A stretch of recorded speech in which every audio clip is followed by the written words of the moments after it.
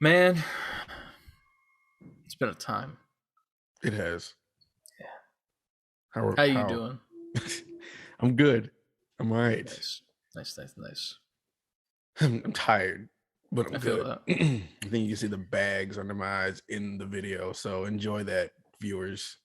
Yeah. I mean, you've been busy as fuck, to be fair. I'm tired of being an adult. Like, yo, kids, being an adult is overrated. Just don't do it. Listen, man. Avoid it if you can. To be fair, the things that you're being an adult about in the current situation are pretty good things, I would say. No, they are. Yeah. They As are. opposed to like the usual bullshit of, just like, oh, I got an adult, I gotta pay my bills, and I gotta, make sure the house is not on fire, all that. But now you're like, you're at the good part right now. While it's tiring, you're at a good part, I would say. Maybe I'm wrong here. No. You're not wrong. You're not wrong. Yeah. It's just that, during all this good part, I need to like sit down. I mean, you technically sat down for a bit. I did. Late though, that you're paying for it. True, but I can't. I couldn't. It's worth it. Play it. Yeah. But yeah, man. Can you guess what game we're talking about? Ooh, it's the most obvious thing in the world. Try to think of another game that came out that I could have memed on. I don't even know if they're watching the video version on Friday, we could have been like, it's Elden Ring. We got early access, bitches. Nah, take that. I don't think I'm gonna get that game. You saw what I said about it. I mean, yeah, we've all been. I mean, I haven't said much in the Discord yet about it, but y'all were talking in the Discord about Elden Ring coming soon. CLD was definitely talking about how his backlog's just too big, so it's like can't get it at the moment. And I feel like I don't like those games. I know that I don't like those games, but like also, but it looks amazing. Yeah, like it looks so fucking good. And every outlet is giving it a perfect score. So far, I've seen 3 scores, and they've all been the perfect score. I gotta watch a couple of the reviews because I saw IGN's pop up on my feed today. I saw G4's pop up on my feed, and I didn't see anybody else. I didn't watch any of them.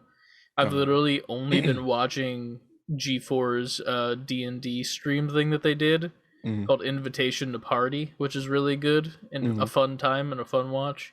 It's like an hour long each episode, and they pretty much play D&D, but it's not just D&D. They also have like this circle in the middle of the room where they can go into it and like act and like do the role playing stuff in the circle as opposed to just sitting down the whole time. And it brings a very different element to it, and it's very fun. But yeah, if you haven't seen that, go check it out.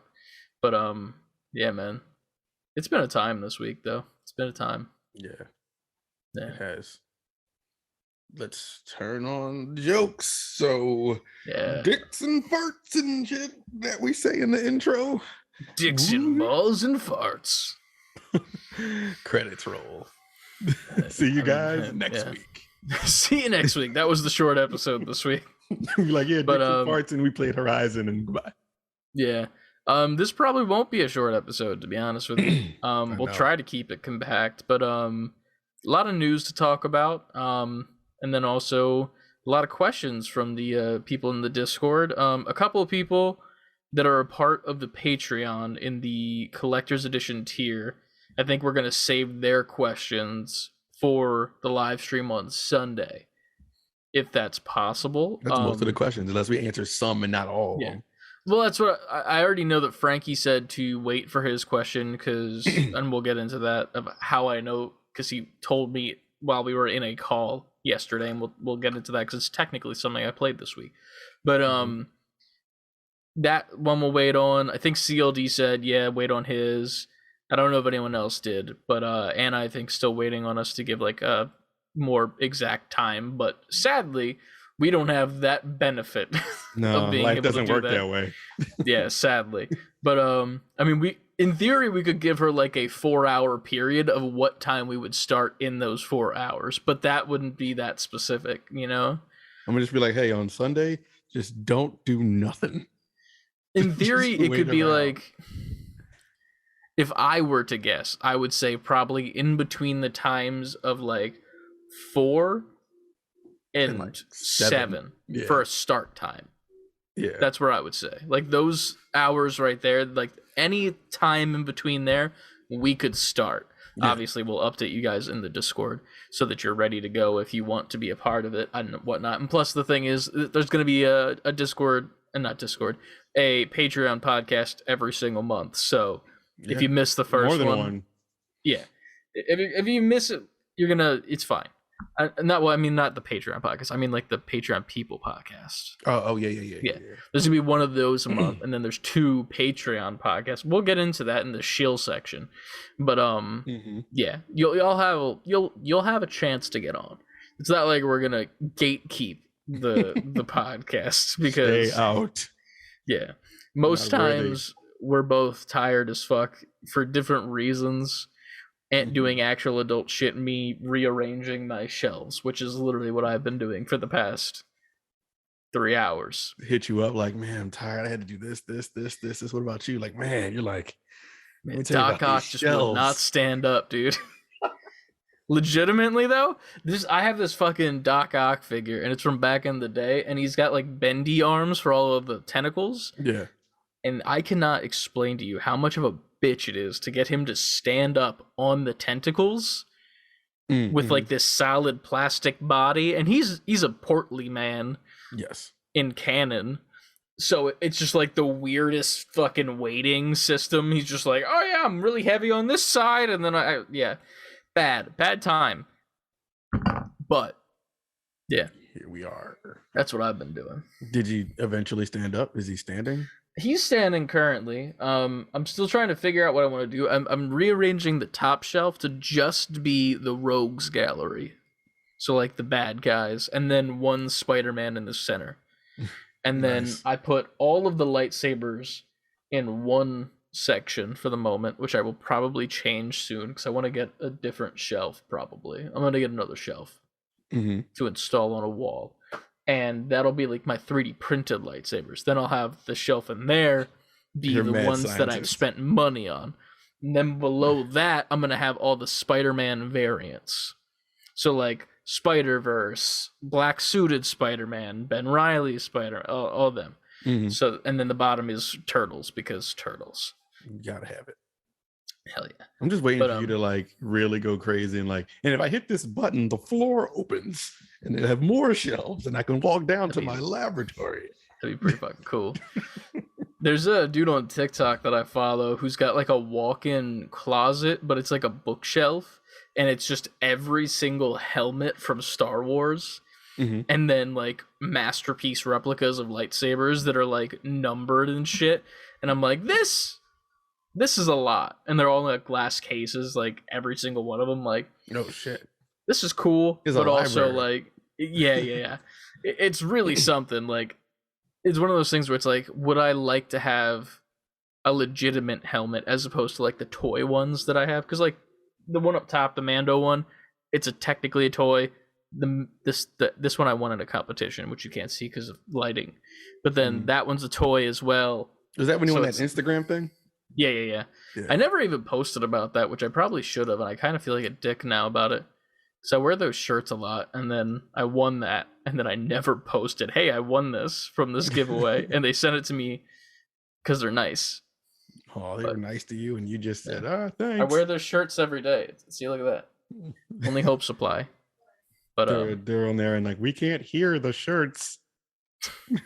Listen, man, I applied to be a brand ambassador, and I didn't have enough clout on social media. Justifiably so, because I don't post on my personal shit. But make my man a brand ambassador. Brand ambassador right now. Ambassador. If you know, you know. But yeah, man. Send them this clip. Clip this part and send it to them in the DM. I'm also sponsored. We're not sponsored by them, but I also got this. I don't know if you see it. Dubby Energy. Yeah, from the guys. From the guys from Haptic. They are newly sponsored by Dubby Energy. I used code SLICK at checkout, and I got the starter pack. It's pretty good. I'm not gonna lie. Did it dub you up? It did this morning. I you get 3 packets and then a shaker cup. And the shaker cup's a weird design. It's not like a normal protein shaker cup where it has like the little ball in it. The lid itself has like it almost looks like a turbine or some shit. I'm like, that's weird. But yeah, it's pretty good. The flavor is interesting. It's called Dragonade, and it's dragon fruit pink strawberry lemonade. It's just the Kool-Aid man with a dragon tail. Literally that. And pretty much. But he has on like, he doesn't want you to know it's the Kool-Aid man, so he has on that like cliche glasses, mustache, nose. Hell yeah. Costume. He's like, get Dubby. This is my side venture. But no, it's pretty good. I was surprised. He tries to say, oh yeah, but he remembers like, oh yeah, I mean, oh yes. Dubby. Yes. Oh dub. Oh dub. But no, it's pretty good so far. I'm just repping all the brands without being paid. That's how it works. That's what you gotta do. You gotta show love till you get love. True. Yeah. Or play. I recently, ironically, it was funny because on G4 they drink Bang a lot, like the energy drink Bang that I was very much into for a while. There was a Bang era of the show. Let's just put it that way. There was not a single episode that wouldn't go by where there was not a Bang on the table. Shits were making those shows were high energy. Those were like, let's go. Dude, this shit. I could feel my blood cells vibrating in those shows. And it was funny because Ryan recently, he was home like a weekend or 2 ago. Speaking of him, I still got the Bang you got me, Ryan. So that's a G Fuel. Oh, I'm sorry. Did not mean to disrespect. That's a G Fuel. That might be better for you as opposed to Bang because you got me a Bang. You poison. That's where I'm getting to. Sorry, go on. Sorry. No, legitimately, that's where I'm getting to. I had a Bang this week that he got me. And I felt like I poisoned myself, dude. Like, I felt like shit. Oh, man.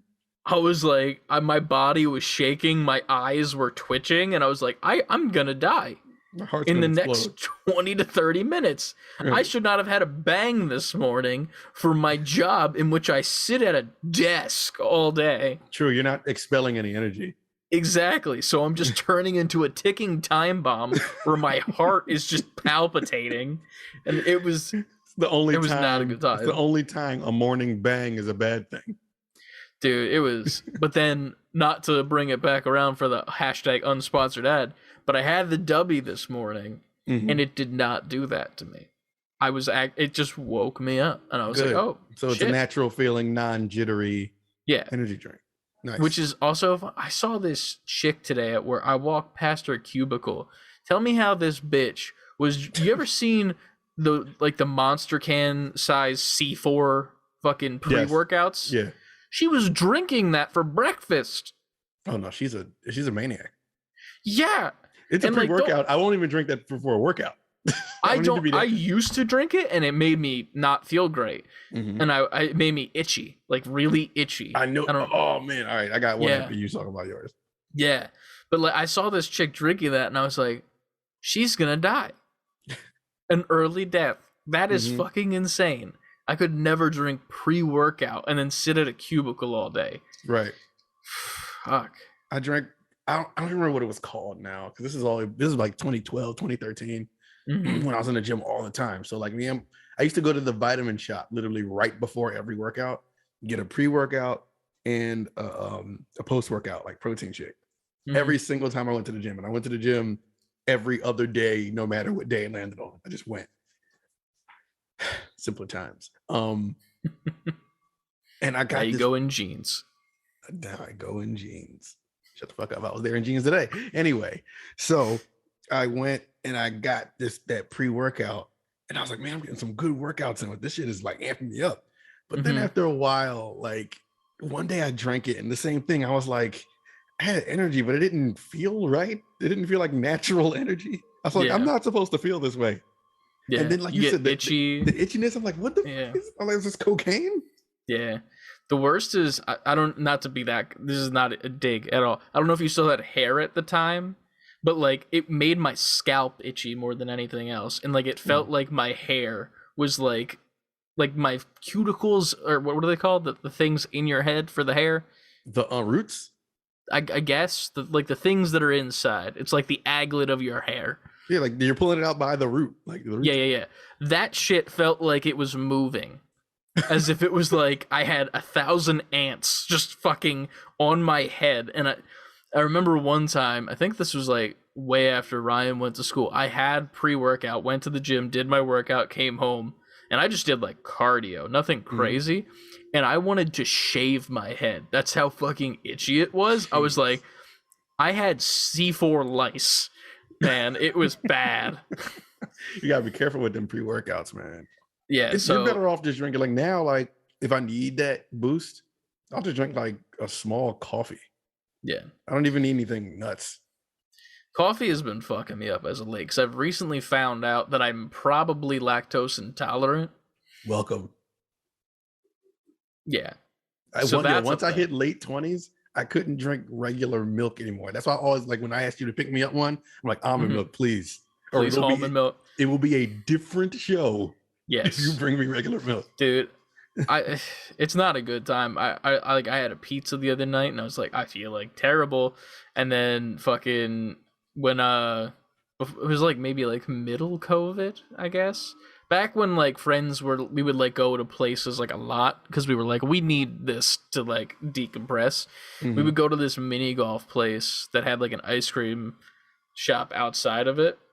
And let me fucking tell you that every time they would not that they would peer pressure me into ice cream, but they were like, dude, it's ice cream and it's homemade. From the cows are literally right outside. You know it's good. And I'm like, yeah, you're right. And I would get the ice cream. Cows. Yes. I would get it, and like the thing that would suck is like all of them, it was like maybe like a 20-minute drive home. But my bitch ass is the farthest motherfucker in this friend group. So I would eat that ice cream. I'd take like 3 bites. And I'd be like, uh-oh. Uh-oh, scadio. Bowels moving.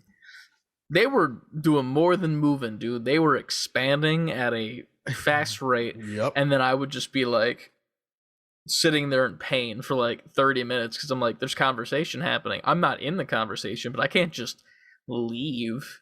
You know, I can't do that. Unless you just tell them the truth. Like, yo, nature calls. I got to the point where I did. You have to. At some point, yeah. We're adults. Everybody should understand. Exactly. And it was always funny, too, because, like, they, I believe, are also lactose intolerant because they would pop a Lactaid pill or whatever the fuck it is, or a chewable, I don't know. And I never knew really what it was. Like, I understand that lactose is milk. I get it. But I'm over here thinking, like, this has got to be a prescribed thing, you know? Because I'm stupid. I'm stupid, and we know this. So I'm just sitting there in pain 80% of the time, offered a Lactaid 30 to 40% of the time, always refused because I was like, I don't know what that is. I will not put unsolicited things in my body. So meanwhile, he's gargling. They're just they're inadvertently trying to help you, and they're like, no, I refuse. How dare you? Help. And then I'm on the car ride home screaming in pain. It's not fun. Here we are for an hour.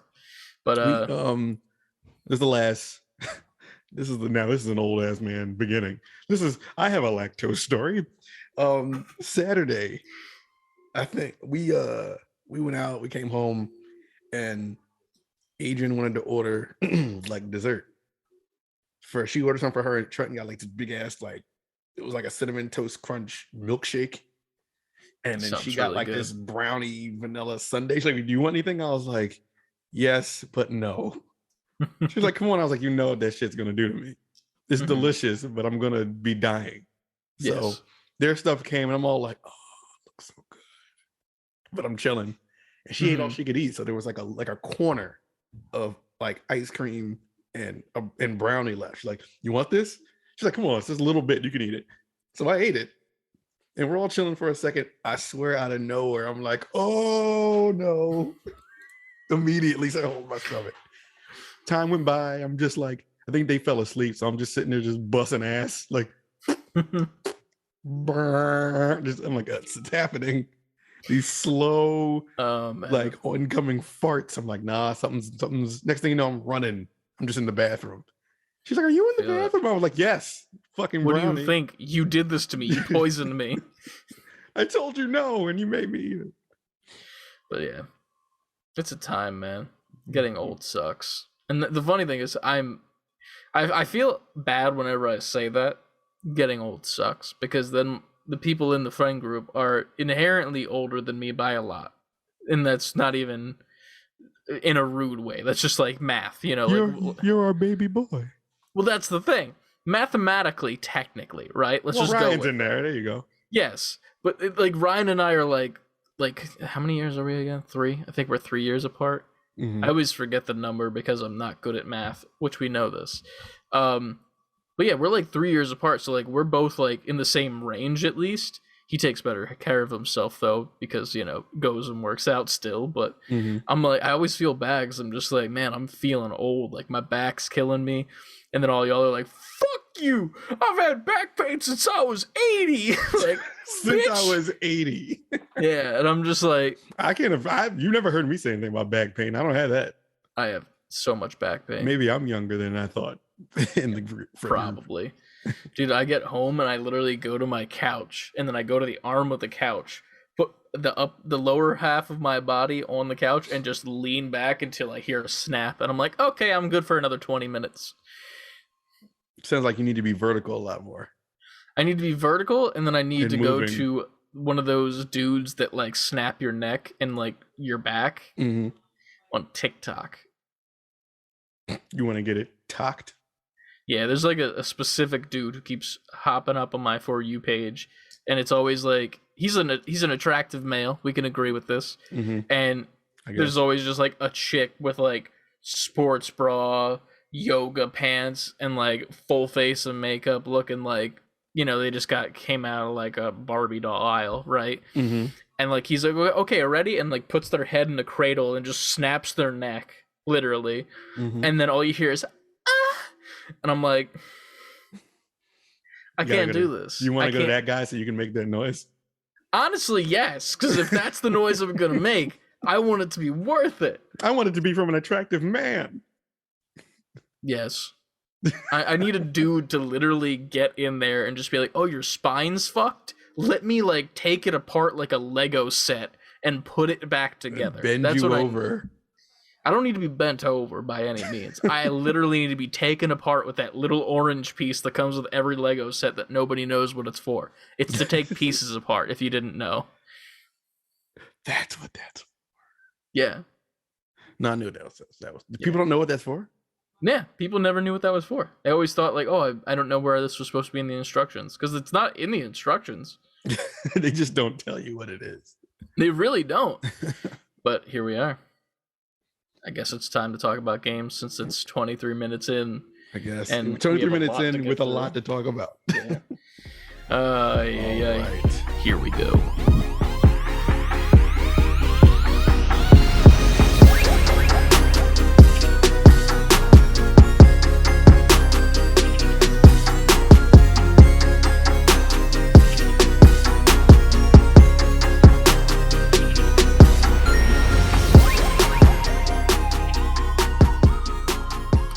Level Up game. For the people watching the podcast, that was the most shameless product placement I've ever seen in the history of podcasting. That was like, you had to plan that. I couldn't even drink it. That was sad. And it's just water. It's just water. But the hand and everything to it. Okay. Ooh. Level Up and all that good shit. Welcome to the Save Before Quitting podcast. I'm Ant. I'm Chris. And thank you for joining us once again. As always, if you would like to contact us, save letter B number 4 quitting on Twitter, Instagram, TikTok, Twitch, and you can find us on YouTube. What does that spell, Chris? Titty. Titty. TITTY. Twitter, Instagram, TikTok, Twitch, YouTube. Now you can remember it. If you don't, what's wrong with you? Right. How do you not? I mean, that's the easiest way to, you throw some titties out there. You should remember. Save Before Quitting, all the way spelled out, at gmail.com, savebeforequitting.com. And you can find us on Discord if you hit the links in our bios on Instagram and Twitter. Join up, Talk please. All week. It's a never-ending chat. Yeah. What did I forget? I did forget something. Patreon. We are on Patreon. Please, if you could find it in the bottom of your heart and wallets. It's not that much. There it is. I was gonna say in wallets, but you got it. There you go. Patreon.com/savebeforequitting. Yep. Right. Same as the Twitter, Instagram, TikTok, Twitch, and YouTube. We gotta add a P to that now. Now it's like titty patitty. No. Okay, then no. That's the man said no, and it's no. Because titties too perfect, man. Titties. Because the Patreon is patreon.com/savebeforequitting. It's not savebeforequitting. You just type that in and you get to the Patreon. You got to do that patreon.com/. All right. He makes a point. You know what I'm saying? I do. For the sake of this conversation and to keep titty the way it is, yes. I understand what you're saying. To keep titty intact. Yes, to keep the titties intact. Yeah. But yeah, man. What else is what's up, man? What's going on? Not much. Been playing game. Yeah, let's just barrel roll right into this. What we've been playing. So, I mean, man. Horizon Forbidden West. Yes. This pretty much is going to be, there's more, but essentially this is going to be the Horizon segment. Yeah. No spoilers. No, of course not. To be fair, I don't even think I could give spoilers if I tried. I could give spoilers in some story beats, but not really. I'm not far enough to give you crazy shit going on. Yeah. I also feel like I'm like 10 to 12 hours in. I still feel like anything that I give you story-wise still would not spoil this game. Yeah. Because it feels like there's another 80 fucking hours to come with how much shit is in this game. How are you playing it?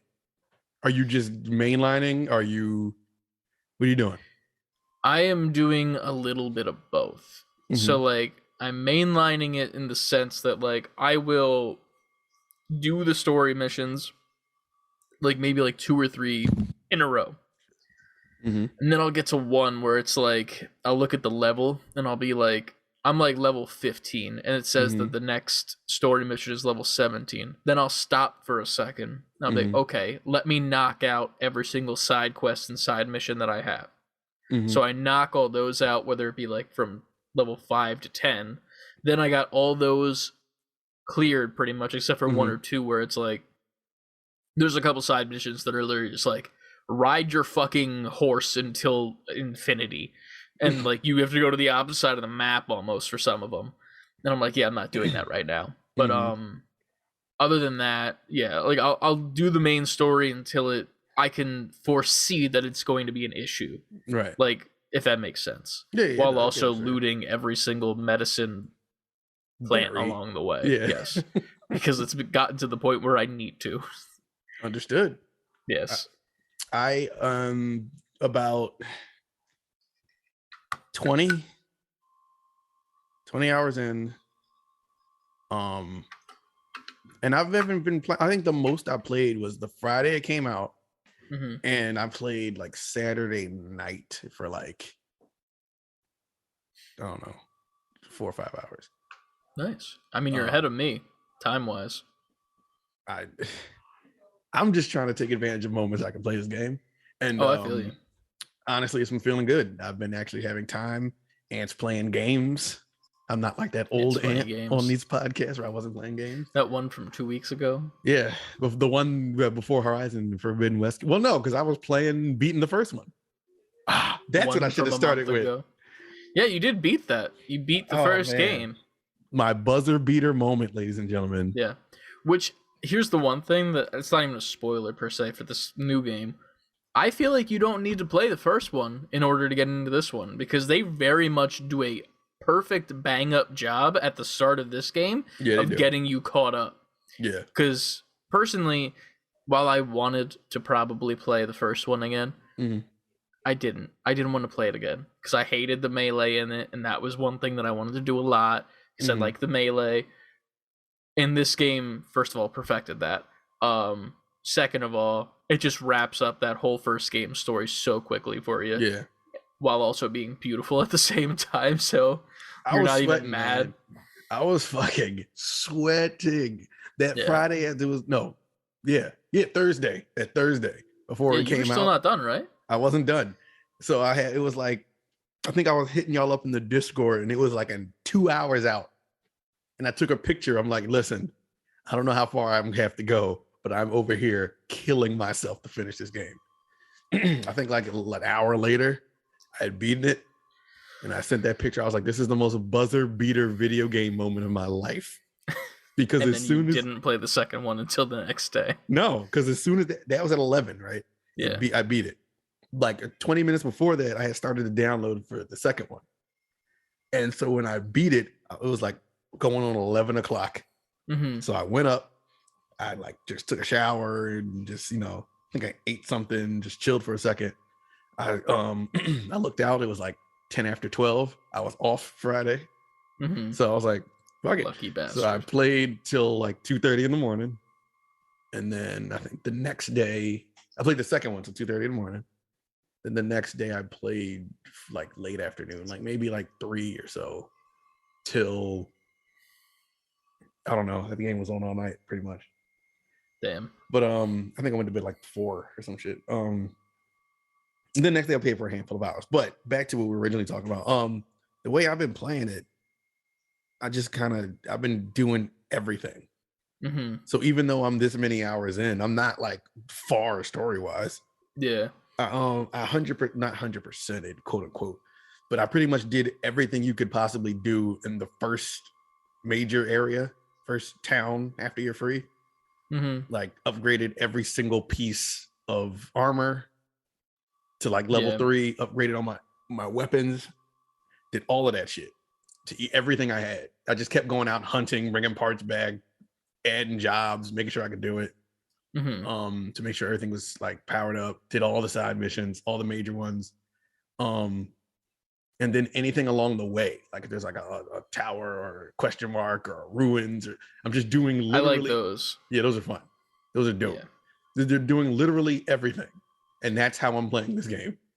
The things on the way to like the main quest, like if it's like a person on the side of the road being attacked by a machine that's like gone wild or some shit, that then leads to a side quest, and then like the towers and stuff. Mm-hmm. It's funny because that's what I think that Pokemon Legends Arceus is missing. Things like that to make it like complete. Yeah. And when I was like in Horizon, like I felt like I was living in this world. Like time went by so quickly. Yes. I didn't realize that I was sitting there for 7 hours, I think on Saturday. I literally played for 7 hours. Like I just kept going and I couldn't stop. Like I didn't shower that day because I didn't go anywhere either, to be fair. So I was just like in my fucking game. But as far as the gameplay goes, it feels so good. Yes, it does. Not to be like use like shitty adjectives, but like it just feels good. The bow and arrow play is always the best part of these games, obviously. The new skill tree unlocks with like the different like choices you can get, and there's like almost like these like ultimate type things you can unlock. Valor. Yeah, the Valor. I haven't really read like the descriptions of what they are. I'm just unlocking shit to unlock it because I have the points, and I'm at the point where I haven't needed to use it yet in like a dire situation. So I'm still like early with that stuff, but like I'm maxing out the bow and arrow, and I'm maxing out the melee weapon one right now. And then which one did you choose so far? I started with the I think it's called Hunter, so I guess that's your bow and arrow. Yeah. I'm pretty much almost maxed on the melee one. Okay. And my bow and arrow is like 60% maxed. I feel after that I'm focusing on, well, at the same time, because I added to the other shit, I'm focusing on like the one that lets you be like stealth and concentration and all that. Yes. Yeah, man. I there's not enough good things that I could say about this game. It's just really fun. And that's another thing that's good to me. Like, and the funny part is, the only nitpick that I've had, and it's ironic because I think was it yesterday? Haptic Intel did their live stream of their episode, and they were giving their first thoughts, and I'm like, yeah, I'll toss mine in the chat. My one thing that I haven't had an issue with, and it's a very, very small nitpick. It does not ruin the game or anything, but the sight lines in the game really piss me off. So like when you're interacting with NPCs or even in the main story like cutscenes, the character's sight line, which is like where they're looking and where they need to be looking, it wasn't ever good.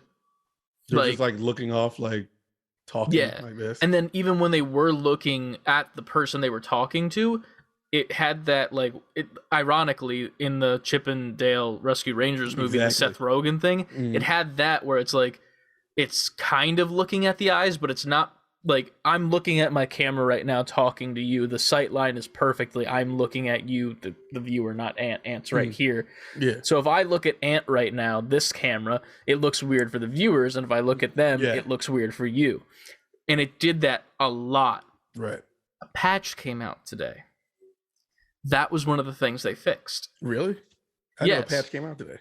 Yeah, it was patch 1.05, and it was really funny because I was reading through all the stuff, and it was stuff that I hadn't had experience with. There was like actual like pretty big glitches of like Aloy falling through the map at certain missions. I saw somebody tweet that.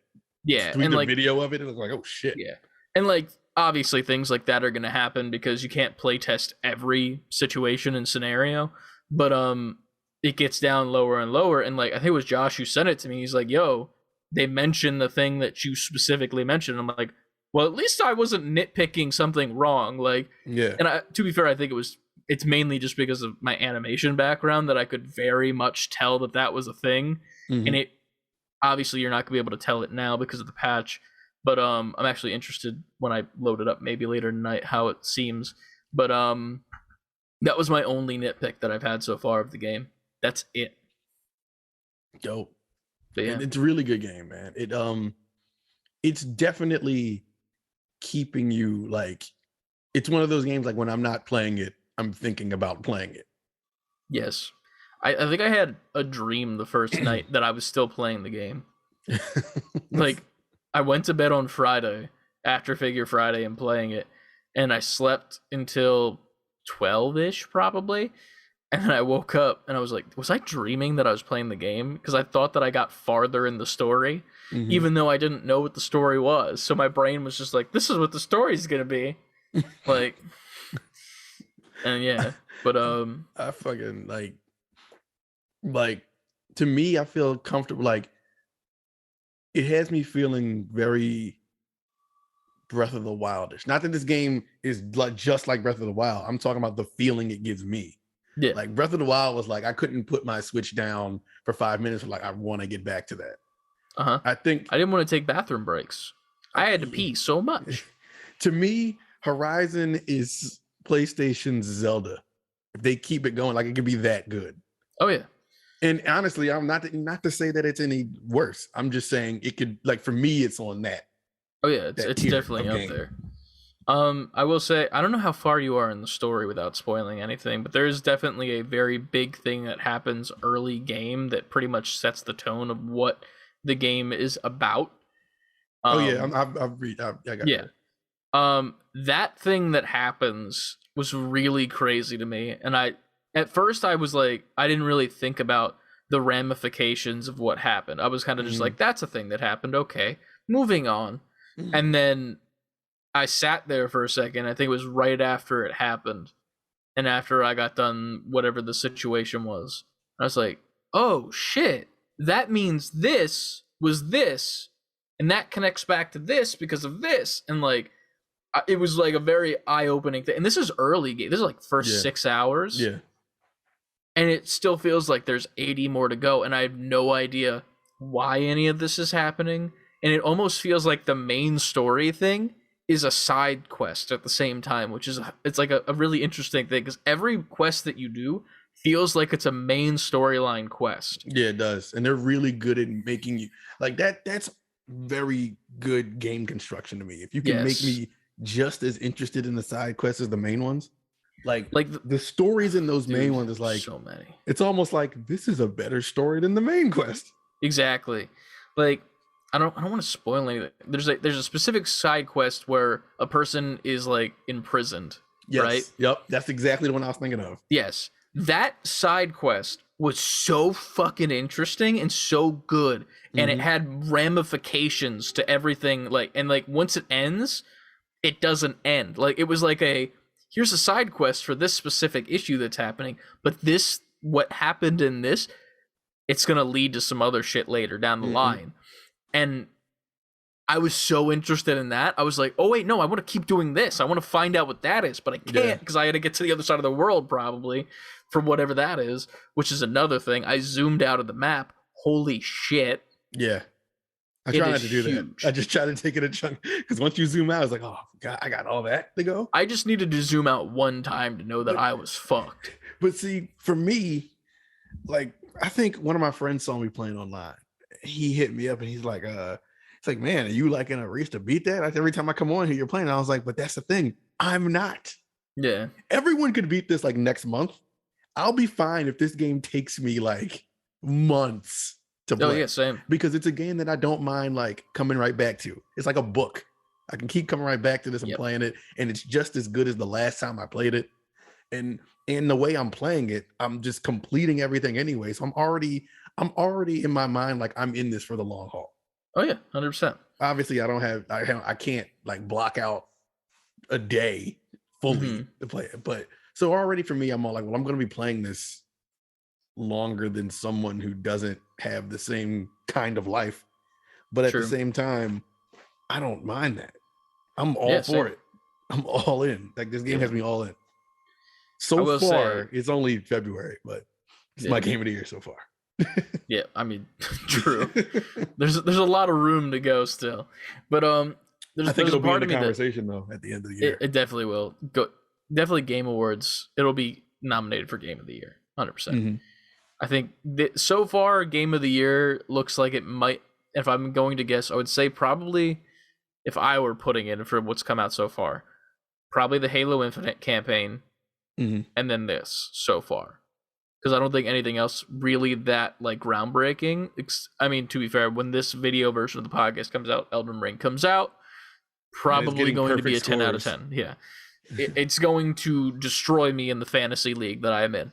But it's fine because I'm in it for fun more than trying to win. But that's definitely going to be in talks for it, and I'm just excited to see what comes next of it. There's a part of me that's like, even though I'm nowhere near the end, there's got to be like a third game, even without knowing what the ending is, because like I don't think all the stuff that you have alluded to so far in the first 6 to 10 hours of this game can be wrapped up in this one game. Like there's no way. There's so much in the lore and the history. Like, did you do the thing where, this isn't a spoiler, where you have to like find the like, I forgot what they're called, something points or points of interest or whatever, and you have to like line up. Yeah. That you line up that? To me, that was so fucking cool. That was cool as shit to me. That first one that you do, in that like 3-house like hotel type thing, I was stuck for so long in there because I didn't know you had to go underneath and pull the ground out. Oh yeah. To get the box down there. Yeah. I did not know that. I was stuck for 30 minutes. You know what? It took me a while because I was like, well, why do I have to make this hole? I was like, well, something must have to go down there. Yeah. Then I kept dragging this box everywhere anyway. I was like, I'm gonna just throw the box in there. If it doesn't work, then it won't let me do it. But it let me do it, which led me to believe that, okay, well, that was the right move. 100%. But yeah, man, so far in my books, it is a 5 out of 5 / 10 out of 10. I'm excited to see what the story is so far. I don't know if anyone's actually beaten it yet. If anybody's going to beat it that we know, it's going to be CLD, who said he has 38 hours. Yeah. I'm like, you really on it, man. He's mainlining that shit, and that's fine. Well, no, he said he's playing it the same way. He just did nothing but play it. That's all. Last weekend, he said he played from Friday to Sunday. So that's I will salute. Yeah, salute to you, man. But the only thing that I'm still not 100% on is like the outfits and whatnot. Like, I don't really know yet all of the outfits and where to get them, because like I've seen all the cool outfits that Aloy can get. I only have 2 so far. You'll get to it. It's not far from where you are. Okay, because like I've seen like different merchants have like different outfits, but like they all look the same to me. Like they just look like different colorations, and then like the stats are relatively similar, at least for the stuff that I've looked at. Have you been upgrading your weapons and armor and stuff like that? My armor, well, I have one armor fully maxed out. The other armor I didn't, just because I don't wear it. Yeah. Because I don't like the colors. It's not my type of look. And then all of my weapons are maxed out except for some of the blue weapons that I've gotten later on, which that's another thing, is that there's so many weapons. There's a ton of weapons, yeah. Yeah. And the weapon wheel is awesome. Love it. I love that you can choose what you need to have. And then like another thing that's cool to me is that the weapons themselves, you can have like every fucking weapon in the game, but that doesn't count as like inventory slots that you need to keep on you at all, which is nice. Like you can be like, oh, I want to use this bow now, switch that to your weapon wheel, and then it's there. Just like that. I like that a lot. Yeah. But yeah. That's another thing that's been having me like just hanging back, kind of not always progressing story, because I've been just hunting for parts to come back. Like I've upgraded almost all of my weapons, even weapons I'm not using. Like I'm just wanted at level 3 so that whenever I do decide to try it out, it's just maxed. I upgraded the what's the shock wire, which was on the first game as well. I don't like that weapon. I think it's stupid. I don't like it at all. I don't really frequent that weapon either. I did get the 3-round burst gun version of like a bow and arrow. The what's that shit called? Is that the bowcaster? Wait, what? No. This is like you hold it with 2 arms and you hit R2 once and it shoots 3 arrows and it goes da da da. And then you hold it down and then it's like a burst fire, like a Mac 10. You just like it's fucking awesome. I love it. I was in a fight with like, I think it was like a crocodile or some shit, and like I was definitely underleveled for this fight, and then I scan it one last time because I'm looking for all the weak points. All the weak points are gone, but it still has half health. I'm like, what the fuck? Then I see these weak to electricity, and I'm like, oh, I have the electricity bowcaster, and I pull that out, and I make all the fucking arrows for it, and I just just fucking destroyed the guy. It was awesome. Fucking amazing. It's so satisfying to fuck those fucking robots up. I also feel bad too, for some reason. I've recently started to feel bad for just randomly killing some of them. Like in the very beginning of the game, which you saw on stream when I streamed for Figure Friday, there's an optional task to kill one of the gopher ones, and it says it's optional as you're walking through with Varl. And I'm like, well, I don't want to kill it then. Why would I kill it? There's no reason I can just walk past it. Because it's teaching you. But that's the thing. Like, there was one previously where you're supposed to kill it because you couldn't get past it. And I was like, okay, that one I have to. This one, it says optional. And in my brain, I'm thinking, like, is this guy going to be like the Jurassic World Velociraptor Blue and come back and save me at some point because I didn't kill him at some point? Obviously, no. But like, it was one of those things where I was like, yeah, I don't need to kill this machine. There's no reason for me to at all. Right. But to be fair, Aloy is very much in the mindset of they're just machines, ending after the first game. So it's cool to see that, and then see all these different cultures and stuff across what this post-apocalyptic world is, which is cool as well. It's not post-apocalyptic, it's post, which is a very big deal if you don't get it right. But it's a great game. Fantastic way. I know one thing. Sony better like stay on Aloy. Like that, they better really like invest in this character in this franchise. Only because like, I don't know, we all saw Sony does after a while with their quote unquote mascots. You know what I mean? Sells them off for jump change. That, or they just leave them behind, or they don't fully invest. Like, I hope if they were like back to acquisition talk, I would not mind if they acquired like Konami and they got like Solid Snake back. Like, all right, cool. I feel like he belongs in the PlayStation ecosystem. He fits. Like him, but think of their whole past, like Crash and Spyro and all these characters that they had, and it's like, well, that was like y'all had a whole bunch. Like now it's just it's Astrobot, Nathan Drake, Aloy, Spider-Man, pretty much. Kratos. All right, so they got a good collection. Like I think they got a good, solid lineup. Yeah. And to be fair, I feel like Nathan Drake is retired as far as games go. And we'll talk about that because there's like early reviews of Uncharted and it's not that great apparently, but it also is good. So some people, it's weird. It's one of those like it's critically not good, but the the watchers are saying it's good. But yeah, man. So that's Horizon Forbidden West. If you haven't played it yet, go get the game. It's on PS4 as well. So there's that. I don't think that any complaints have come out so far of the PS4 version. So like, fuck it, go pick it up. Sure. And then if you ever do get a PS5, guess what? You get that free upgrade. So there's that. Next, we're gonna move on to the news, I guess, because unless you have anything else you played this week besides that. Nothing else. There's nothing else. Unless you want to count me. Oh, I played Mario Maker 2 with Trenton on the stream. True, that was a good stream. I missed the first 30 minutes, sadly, because I was. It wasn't that long. You didn't miss much. Yeah. It was a before bedtime, past bedtime stream. Which was real quick with that. If anybody caught that, we started streaming at like 20 after 9.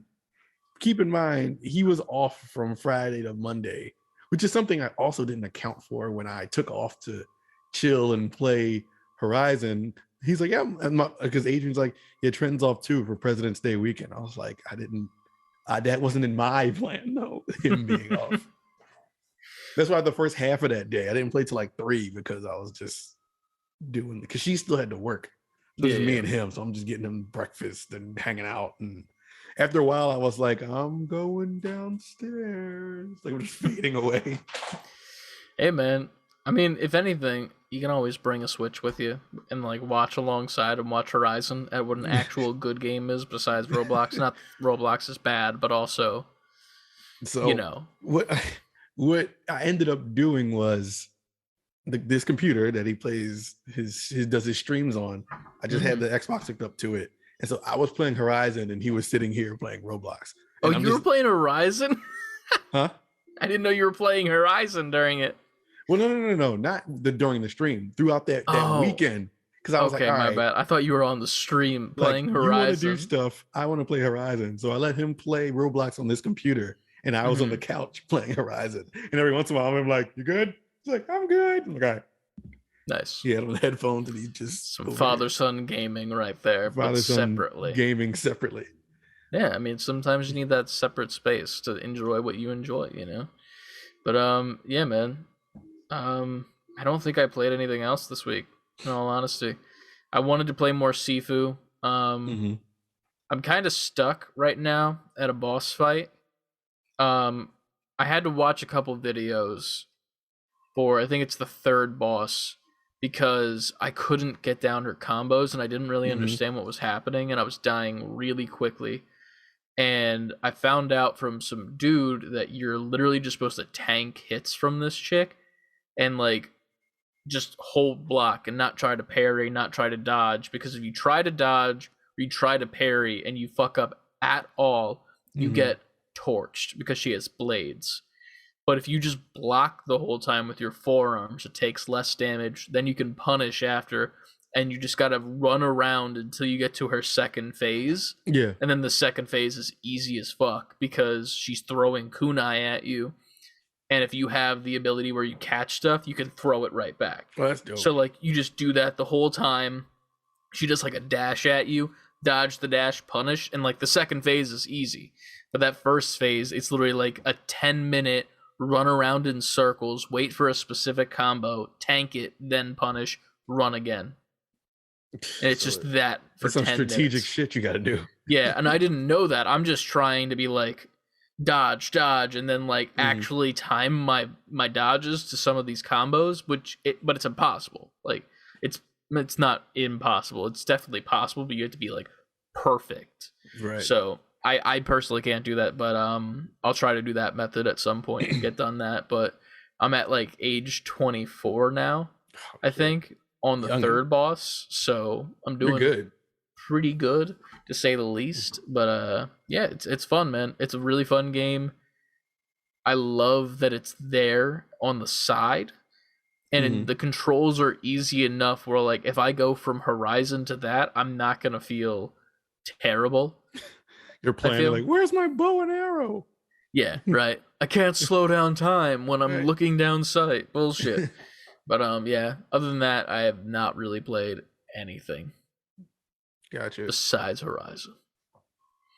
So yeah, moving into the news section of the week, starting off way back on last Friday, there was the debut over on Netflix of the Cuphead show. This shit's fire. It's really good. It's weird because it's a departure from the game too, though. Like I haven't finished it yet. I'll preface. I did finish it because it ends on a cliffhanger, and I didn't like that. Yeah, it does. I remember that now. So it's a departure from the game though, because while it has a lot of references and stuff, it's not necessarily like Cuphead and Mugman going up against these people with like their finger guns and like. Yes, those like we're not doing. Those are missing. Yeah, they're not doing that at all. It's literally just good cartoon fun. Right. And they try to keep in a little of that with the devil and the souls and everything. Yeah. It's really good though. What's been your favorite episode? I really liked the one where their handles break off. That was funny. And then I liked the one with the toads a lot. Those are my two. I don't like the last episode though. That the last episode made me mad because they did a cliffhanger.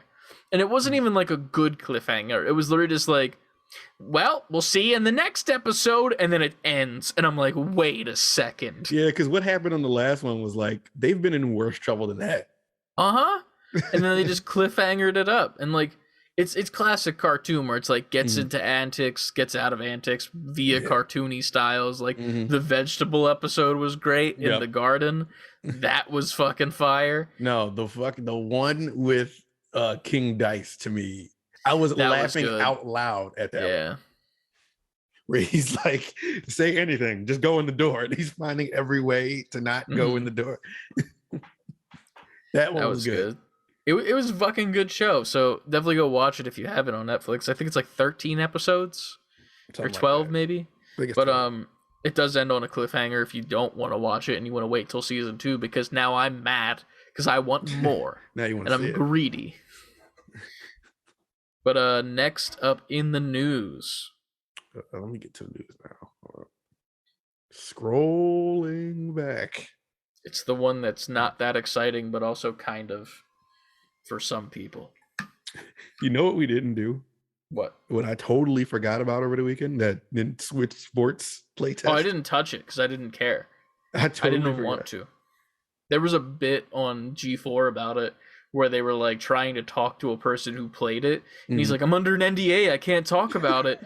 And then like his roommate comes up, he's like, oh yeah, we played like the bowling, and then we played the one with the swords, and then like laser sights went on the roommate, and like they took him away as the guy that came was like, yeah, there was a bunch of games and shit, like it wasn't that big of a deal. That's a good bit. That's almost like something I wish we did. That would actually be funny. Yeah. But it was, I didn't hear anything great about it. Let's just put it that way. Right. I listened to a podcast and they're like, it's a Giant Bomb podcast. And they're just like, yeah, so Nintendo released a network test for Switch Sports. And here's where we would tell you about it, but apparently we're not allowed. Next, and they really just didn't talk about it. It's so stupid, Nintendo. You really got to get your head out of your asses. Okay, next in the news. Street Fighter 6 was announced. Street Fighter 6 was announced alongside a Capcom fighting collection that includes 10 games, a Darkstalkers, Night Warriors, Vampire Hunter 2, Vampire Savior 2, Hyper Street Fighter 2, Red Earth, Gem Fighter, Cyberbots, and Super Puzzle Fighter 2 Turbo. Bunch of classic arcade goodness right there. But Street Fighter 6, it was rumored that this was Capcom was about to reveal it, and they did, pretty much living up to the rumor. Looks cool, I guess. We didn't see much, just Ryu looking like the Incredible Hulk. He had a beard. Yeah, and you see his feet for some reason. Yes. So there's two things that are a big thing with this.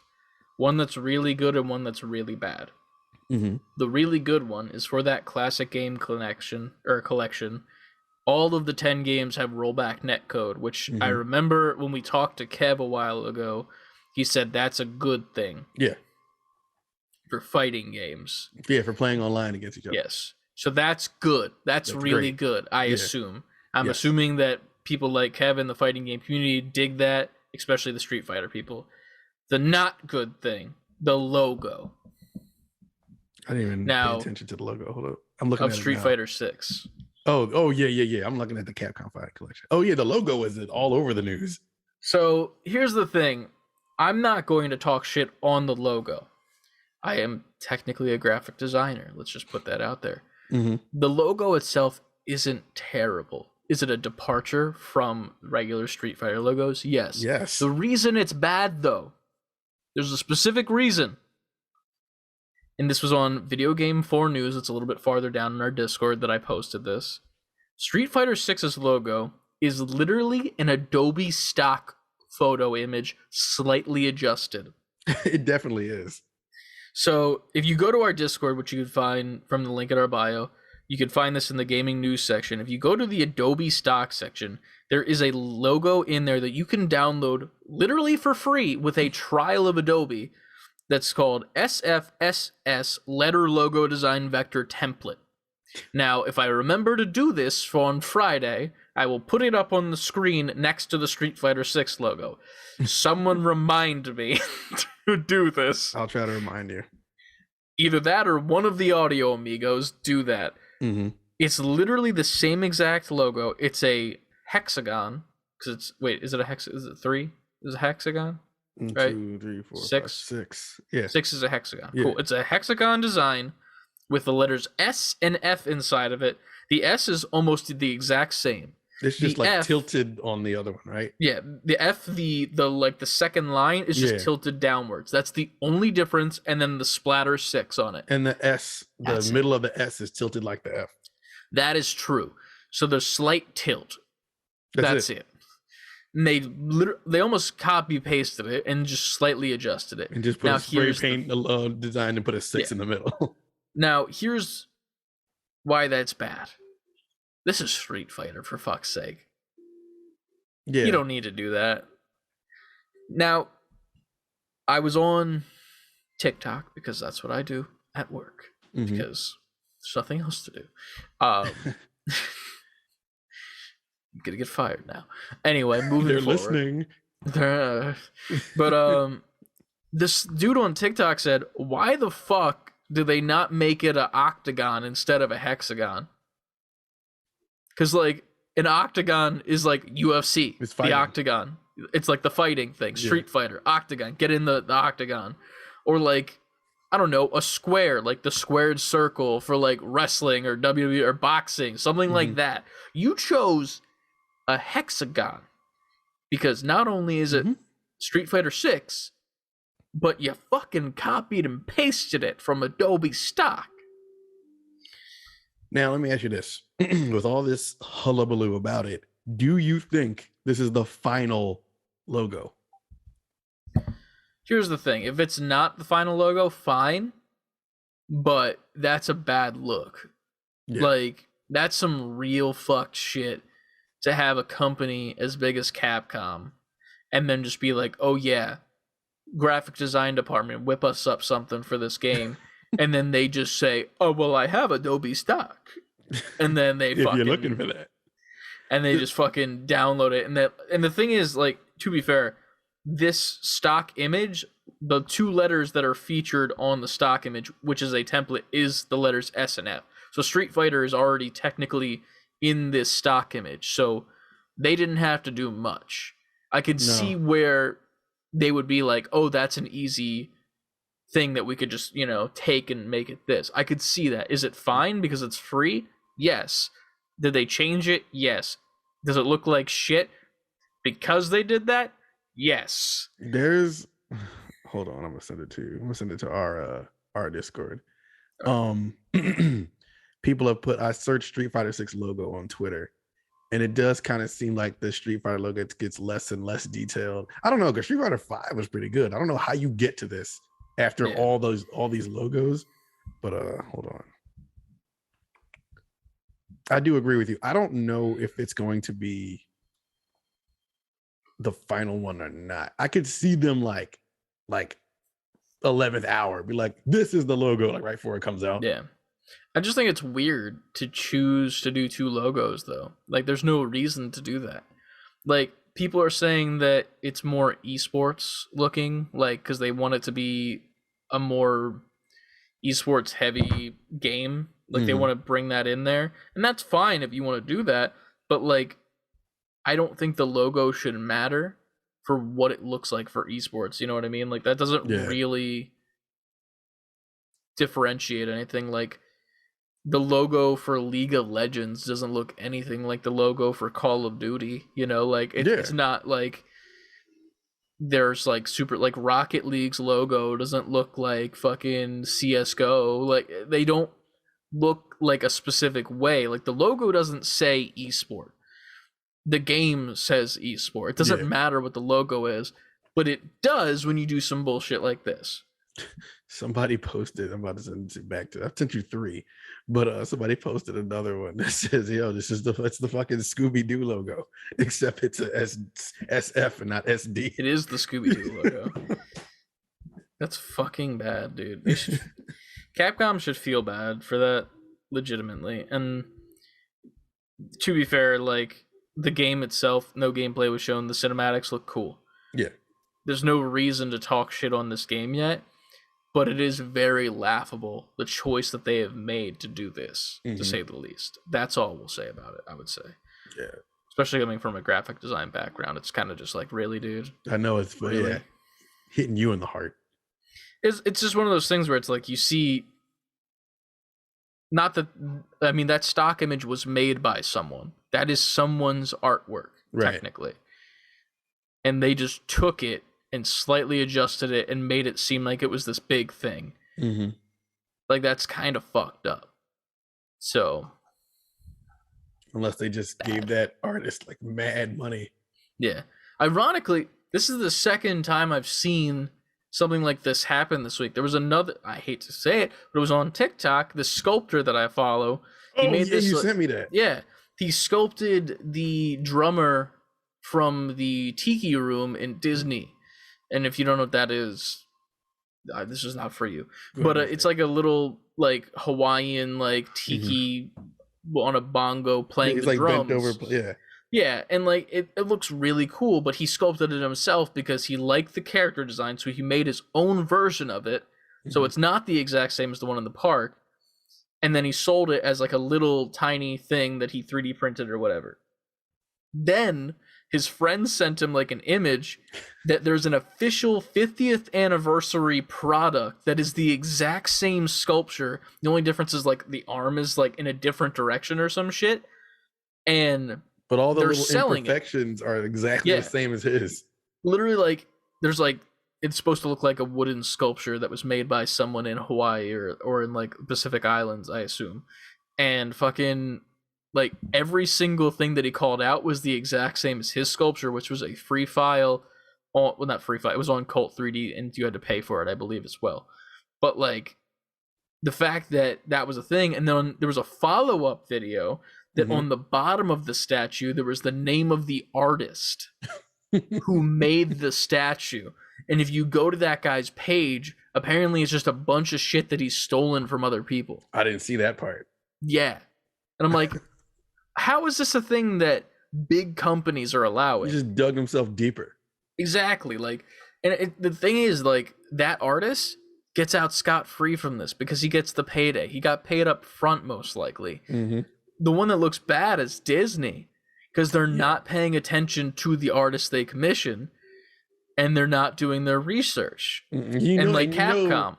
Yeah, right. And they sold that 50th anniversary statue for a ton of money. 100%. The thing was highly overpriced, probably. Exactly, and that's the same situation with this Capcom thing. It's like there was probably some person that was a higher up, like, hey, we need a logo. They gave it to some dude, either freelanced it out or fucking just straight up went to their graphics department. Someone got lazy, saw that stock image had SF in it already, and were like, well, I can change that up a little bit to look different. And then they were like, oh shit, it's also got a hexagon around it, and this is the 6th game in the series. That's insane how much this lines up. Copy, paste, angle. That's it. Yeah, and then 6. It took him 10 minutes. Yeah. And that's fucked up. Yeah. But here we are. It's the world we live in, sadly. Unfortunately. Yes. What we got next? As far as Street Fighter 6 on its own, I'm sure it'll be dope. I'm waiting to see some game footage. I'm assuming probably like E3 or something. We'll see footage. I have never played a Street Fighter, so sorry, Kev. Tell Kev on you. Sorry, Kev. Next up, Stream Next Fest is back with a February. Steam Next Fest is back with the February 2022 edition. For the next 7 days, well, when did I put this up? 21st. So there's still time. I put this in. Well, that was 2 days ago. Okay, so you got till what day? That could tell you how exhausted we are. So if you were watching this Friday, you have till Monday. Yes. For the next 7 days, you can browse and play hundreds of demos and join developer live streams. Don't forget to wishlist your favorites so you get notified when they release. I only put this in here because of the imminent Steam Deck release. Mm-hmm. So I just thought it would be cool. Like if somebody's getting a Steam Deck, or even if you're just on Steam a lot, you could go and wish list check out some demos, new games, and play some demos and stuff. Hell yeah! But that was it. But yeah, next up, earlier in the week, 2 days ago, or yesterday to be exact, PlayStation came out with official licensed images of PSVR 2. They did that. To be fair, it's nothing exciting in my humble opinion. It's just a look at what they look like. The headset looks a little bit different than most that we see nowadays. It does have like more forehead support, it looks like, where it holds on the top of your head and then the back. It definitely looks more comfortable than the PSVR 1. Yeah, 100%. The controllers are interesting because it looks like your whole entire hand goes through those loops, as opposed to something like these guys right here for the Oculus Quest 2, where that's on the front.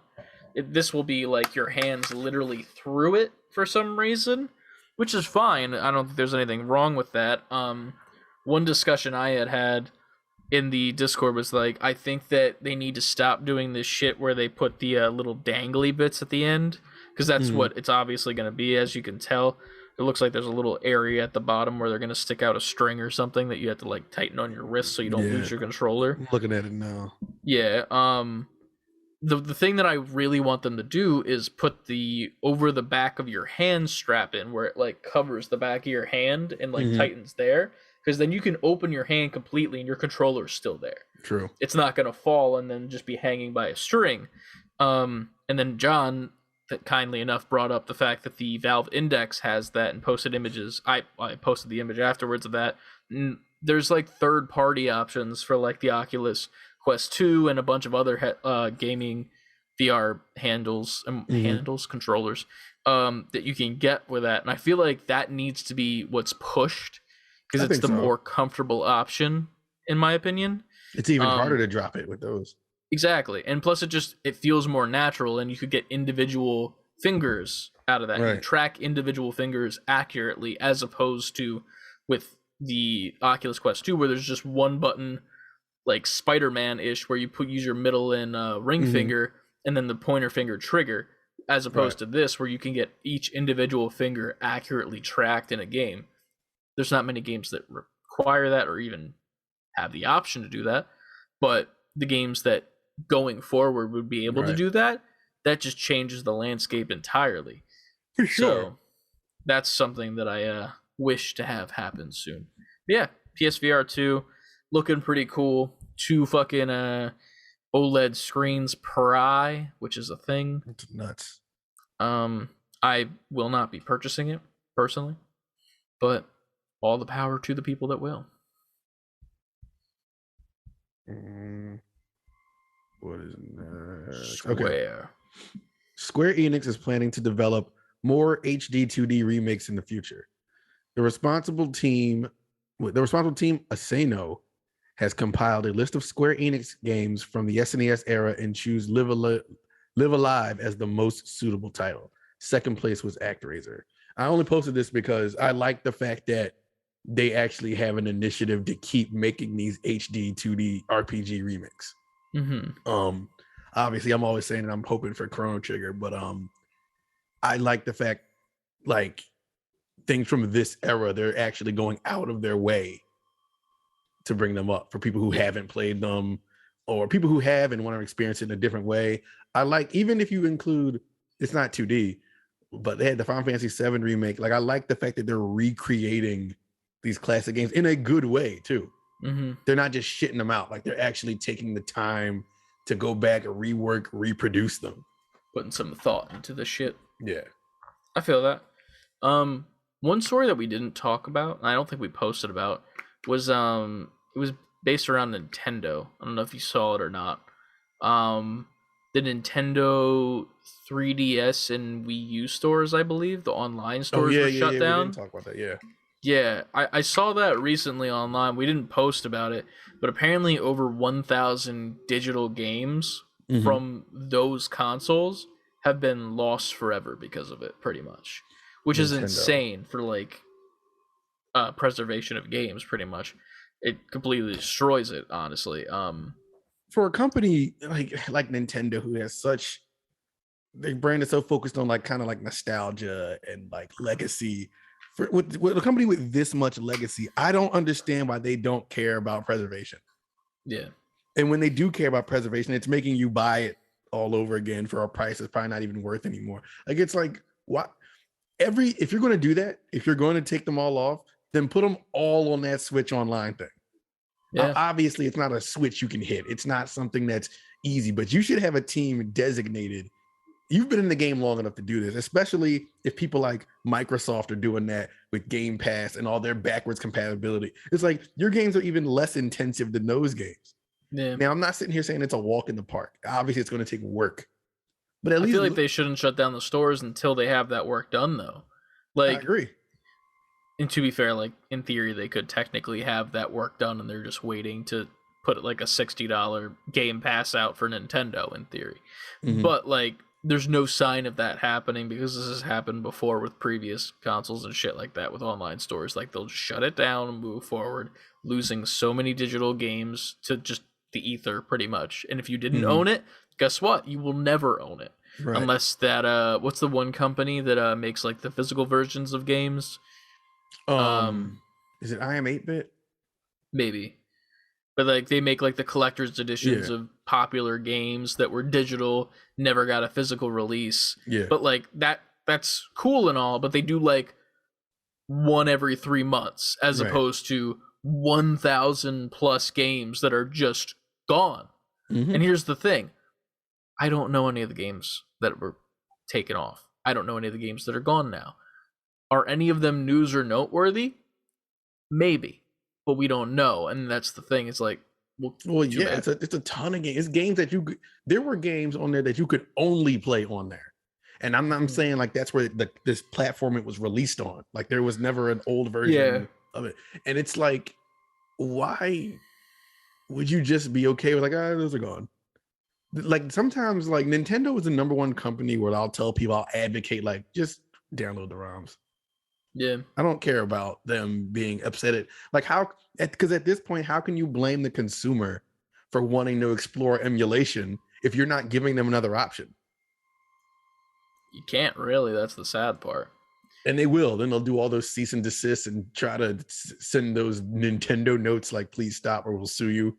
It's like, all right, we'll put the fucking games out. I want to play it the legal way. No, you're not allowed to play the games. You weren't there for it when they were out. Fuck you. Pretty much. that's stupid. But yeah, I just wanted to bring that up because I thought it was very shitty. But at the same time, I don't really have a thought in my brain that's like, what could they have done differently besides having their own Game Pass that just releases games when they shut down online stores? But that's not really a feasible thing when they are just willy-nilly shutting shit down. But here we are.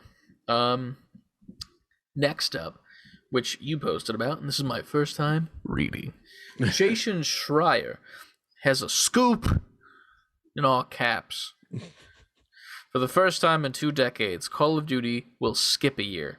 Activision delayed 2023's game made by Treyarch to 2024, sources tell Bloomberg. It's a shocking move that will have a massive impact on the franchise and the industry. And read the next thing I did, because it goes right along with it.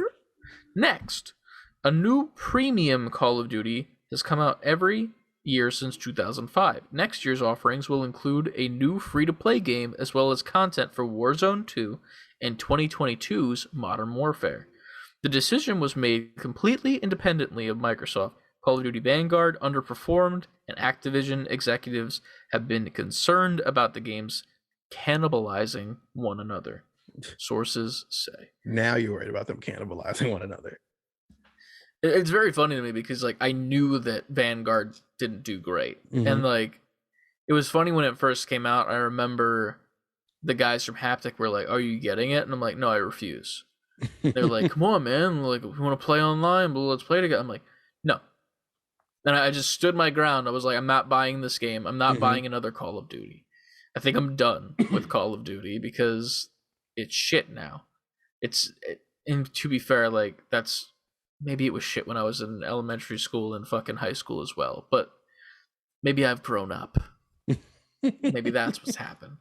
Maybe I'm more into Roblox now, you know? But you can make Call of Duty in Roblox. Yeah, sure. That is very, very true. Kudos to those people. But I don't know, man. It's one of those things where it's like, you have to think, when is this gonna die? When is Call of Duty going to die as a whole, as a franchise? Because I feel like it's ironic because I thought that Assassin's Creed would die before Call of Duty, but I feel like Assassin's Creed still has so many different eras and history that they could go to make something interesting. Are they for me? No, not in the least bit. Right. No offense, Ubisoft. Actually, full offense. But Call of Duty, it's like they've done everything they can to the point where now they're retelling stories again and like releasing games. Modern Warfare, like, we've already had a Modern Warfare and Modern Warfare 2, like, back in the day when I was in middle school. Now you're coming out with 2022's Modern Warfare. What the fuck is that? Like, when I saw that happen, I was like, oh, they don't have ideas, and they're going to use these to gain themselves some time to develop something else. But there is nothing else. That's the thing. They've done the future. And, like, I was one of the few people that actually liked that with, like, the wall running and the integration of sliding. Thank you. I like Infinite Warfare. Yeah, I why do people shit on that one? I think the campaign was shit, to be fair. It had that dude from, like, all the crime shows that has, like, the 5 head. Yeah. Well, that guy. I know exactly who you're talking about. You know exactly who I'm talking about. 5-head McGee with the fucking forehead of steel. But 5-head McGee. But that guy was in it. But, like, the game itself was, like, very fun. The guns were cool. The movement was frenetic. Not to use your word before you had the chance to, but, like, it was to change my gamer tag to frenetic. Yeah, right. But, like, it's funny because I feel like that game almost led into what, like, Titanfall 2 did, because it came out before it, right? Infinite Warfare, I believe. I think it was before Titanfall 2. It was before, or was right alongside, maybe. Was that the one that came out the same year? I don't know. I forgot which Call of Duty came out the same time as Titan. That's why Titanfall 2 didn't sell well out the gate, because they surrounded it with other games. I don't know off the top of my head. I could be wrong, but, like, I feel like Titanfall 2 perfected what Infinite Warfare did cool that was new, if that makes sense. Like, it was cool and new in that, and then fucking Titanfall 2 was like, hey, hold my dick, and then did it amazingly. But Call of Duty, man, like, they have nothing left, in my humble opinion.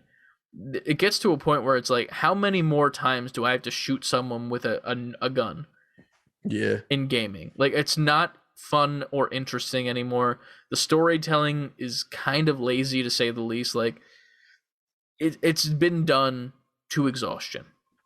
Yes, agreed. And I don't know if I want to shoot another bullet in a game unless it's something that's interesting, like an Apex or a Titanfall, where it gives you something worth a damn to give a shit about, as opposed to almost too real, in my opinion. Like, Call of Duty gets to the point where it's like, this is shit that's happening. Like, we're talking about like terrorists, and we're doing this stuff, and then we're doing like mass shoot. Like, when's the Call of Duty that does like a mass shooting besides like the airport scene? That's what I was about to say. Isn't it that one?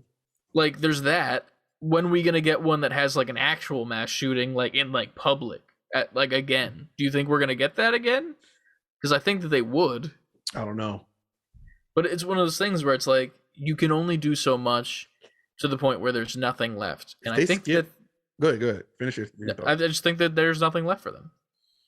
Sadly. Think that them skipping, and I'm not sitting there trying to spread a different kind of rumor, because I did read this has nothing to do with the Microsoft acquisition. That's what was reported anyway. They said they were already in talks of doing that even before Microsoft acquired Activision. In theory, it's a smart decision. It's very smart. They have that breathing room. It's very smart for something that was kind of getting stale. Yeah. My thing is, when it comes back, by the time it comes back, Activision, that deal will be done and gone through. I'm curious to see what Call of Duty looks like on the other side of being owned by Microsoft. I don't know, man. It's going to be a weird time, to say the least. Like, I don't even think PlayStation has like any heavy hitter shooters anymore now, like that are first party with that. Well, that's what they always said. That's what PlayStation was missing. They don't have a first party shooter. I think that I'm almost surprised they haven't done it. But with the success that Guerrilla has had with Horizon, why don't they just go back and bring out Killzone? And people have been saying, like, where's Resistance that was on PS3? I was recently talking about Resistance with my cousins, because we used to play that at like holidays and shit together, like 4-player split screen, like free for all with each other, and it was so much fucking fun. Right. And it just disappeared almost, it feels like.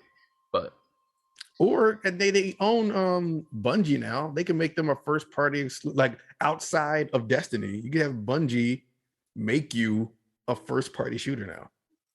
I guess. I don't know, man. Bungie, Destiny itself feels less of a first-person shooter than almost all first-person shooters, even though it is one. Like, it feels more like I'm playing like World of Warcraft, but it happens to be guns. Well, no. That's why I said they wouldn't make them Destiny. Yeah, they would handcraft like make their own something. Shooter. Yeah. I guess. I mean, they made Halo. True. In all honesty, like, PlayStation needs to hop on some company and just be like, hey, Splitgate, you're PlayStation exclusive now, and PC. Buy Splitgate. Something like that. I need to get back into Splitgate, because that's the only shooter that I have fun in as of this point. But you need to buy Splitgate and give it a campaign, and there you go. I don't think they could with the weird skins that they have in that game, with like the cat dude and the miner 49er and shit. They would definitely have to like reel it in a little bit during the campaign part. True. But yeah, man, I don't know. Call of Duty taking a break. There's a part of me that wishes that they didn't release Modern Warfare in 2022, because then I would do better in the video game fantasy league, because there's that. But here we are. All right. What is next up? I don't know what this is. This post. What is this? Oh no, this is what you posted today. No, I was looking at what Anna had posted, that list. I didn't. Oh, because that was after we talked about Elden Ring dropping and getting perfect scores. Oh, gotcha. Yeah. If you want to take the last story. Insomniac Games tweeted today, we're ecstatic to announce Marvel's Spider-Man 2 and Marvel's Wolverine are coming exclusively to PlayStation 5. Stay tuned for more information. Insomniac believes in generations. Yes, they do. They didn't with Miles Morales, but they do with this. Wait, was Miles Morales on PS4 too? Yeah. It was, yes. Yeah. To be fair, that was like as the PS5 came out. Yeah, I know. So I wasn't mad at that. Yeah. I was never mad at that game coming out for both, I don't think. That just makes me more hype for these, though. I might have to go back and listen back to episodes around that time period, but I don't think I was mad at that. If the episode starts off, I'm mad at this. I don't think I was. Not that one, at least. I don't think so. There was a couple afterwards, yeah. There was something after Miles Morales that came out that I was pretty mad that it wasn't PlayStation 5 exclusive, but I can't remember off the top of my head. But yeah, man, this is cool to see. Mm-hmm. It shows that they're literally going to go all fucking out with these games. I cannot wait to feel the haptic feedback for these games. That's going to be such a cool thing. Yep. Wolverine even more so, kind of, maybe. Because I would assume you'd have to push buttons specifically to pull out your claws. And if you have to use the triggers to like unsheath your claws and hold them down or something, and there's like some resistance before you pop them, that'd be sick. Yeah. Because like you could be regular old Logan walking around and like, gotta go fucking slice some motherfuckers. And then you go, and then like that's what makes them schnicked. That would feel dope. Oh, dude. That would be dope. And then you could choose to only do one if you wanted to as well. And you could fight with one-handed, and you could have different combos where you like grab people with your left hand and use your right hand to slash. I would love to see him like punch someone in the face and come up with the claws. Dude. That'd be awesome. Yeah. I don't think that's going to happen, but here we are.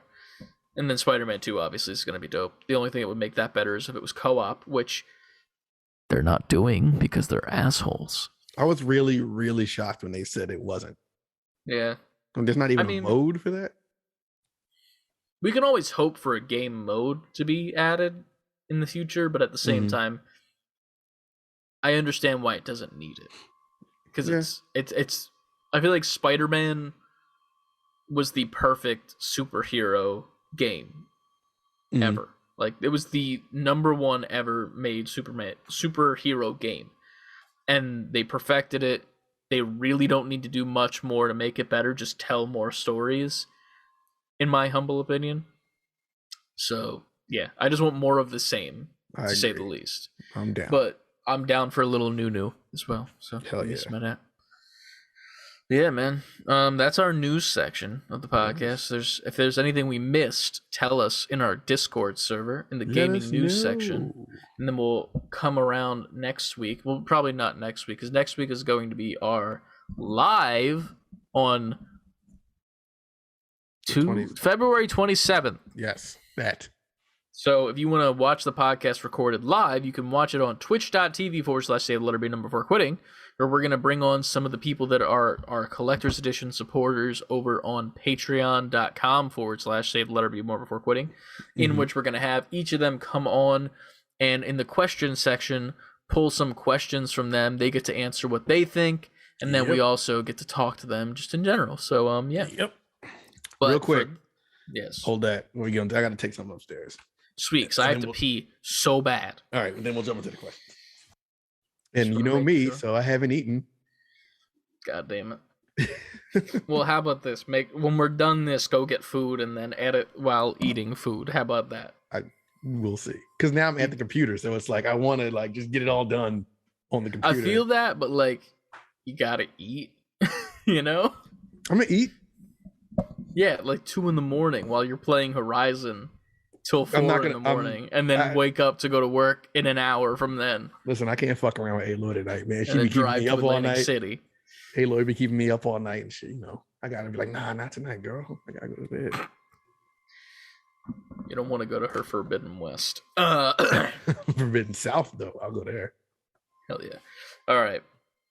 So this is the questions section of the podcast. This is usually where we just take some questions from either our email, savebeforequitting fully spelled out @gmail.com, which we don't receive many there anymore because everyone has moved over to the Discord, which you can get to from the social media links in our bio. We've pretty much gotten like a new person in the Discord weekly as of this point, which is pretty cool. Yeah. Like in the past like 3-4 weeks, it's been like new person. And like, here's the thing. Not all of you are talking a lot, which is fine, but like you're there. And that's cool. And we appreciate you. We appreciate you being there. If you want to talk more, talk more. Feel free. Yeah, feel free. We won't hold it against you. Yeah. I hardly talk. And by that, I mean I do a lot. Anyway, so we do have a decent bit of questions here that are from people in the collector's tier from Patreon. One of which being Frankie and one being CLD. CLD actually has 2 questions, so we're going to choose one of his to answer on this podcast, and then he'll choose the other one. We're choosing it for him, the other one that's going to be on the live podcast. Yes. And then you like it or not. We have a couple from people that we don't know if they're going to be there for Sunday, so we're just going to answer it here and now. And it gives them time to come up with another question. Yeah, we haven't heard anything back, so we don't want to like not answer their question, and then they're like, well, I can't make it Sunday, so now I don't got my question. Not that they would be like that at all. And we'd be like, listen, bitch, and we wouldn't be like that at all either.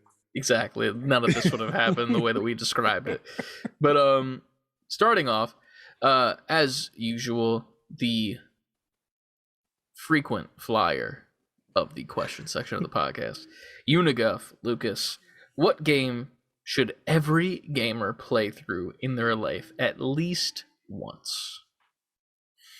This question I already know what yours is. No, what yours is fucking Mario 1. You know it's Mario 1. No. See, and I figured people would think that, but that's not what, because listen, while I could say you should play it because it's history and it was the first, and no. He said play through. I don't think you need to play through that, because what you gain from that might not sit with someone now like it sat with me then. It's not groundbreaking anymore. I'm trying to think of a game that no matter when in time you play through it, you'll understand the impact it had. I was thinking shit like Journey. As far as like an indie, Journey would definitely be one. I kind of want to say Portal 2.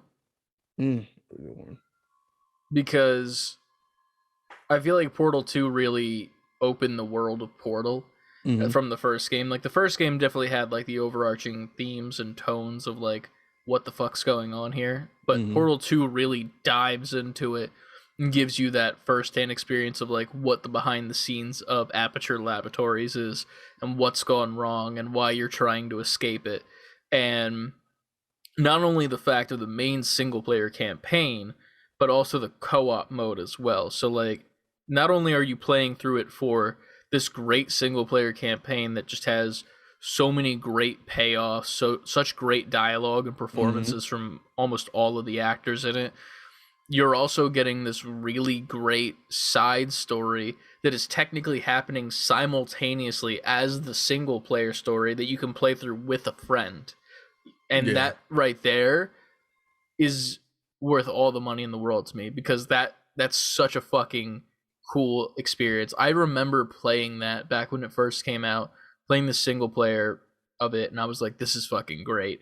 And then like the thing that happens at the end, which I won't spoil because it's the coolest thing that's ever happened in video game history. Not really, but for me it was. It was a very big moment for the climax of that game. Right. And then the end credits were great as well with what happens in that. But then like playing through the co-op story mode and then it ending literally where that one ends, with the single player ends, I was like, oh my god, this happened at the same time. That is fucking awesome. It's just great game construction. Yeah, and it also shows you the scale of this factory / testing facility you're in as well, because while you as Shell, I think her name is, the character you play, while you're playing as her and making your way around this factory in the main testing facilities, also behind the scenes and like areas where you're not supposed to be, there's also these 2 robots doing the same exact shit you're doing in their own testing in a separate area of this fucking testing facility, and you don't run into each other once. And it just shows the scale of it and how big and grandiose the whole entire thing is in the operation and the world that you're in, right, which you don't even know what the world is like that you're in, which is the crazy part. But that is dope, man. Portal 2 is that's probably one of my all-time favorite games as a whole. I really want to play it again now just for my own description of it. So here we are. That would be mine.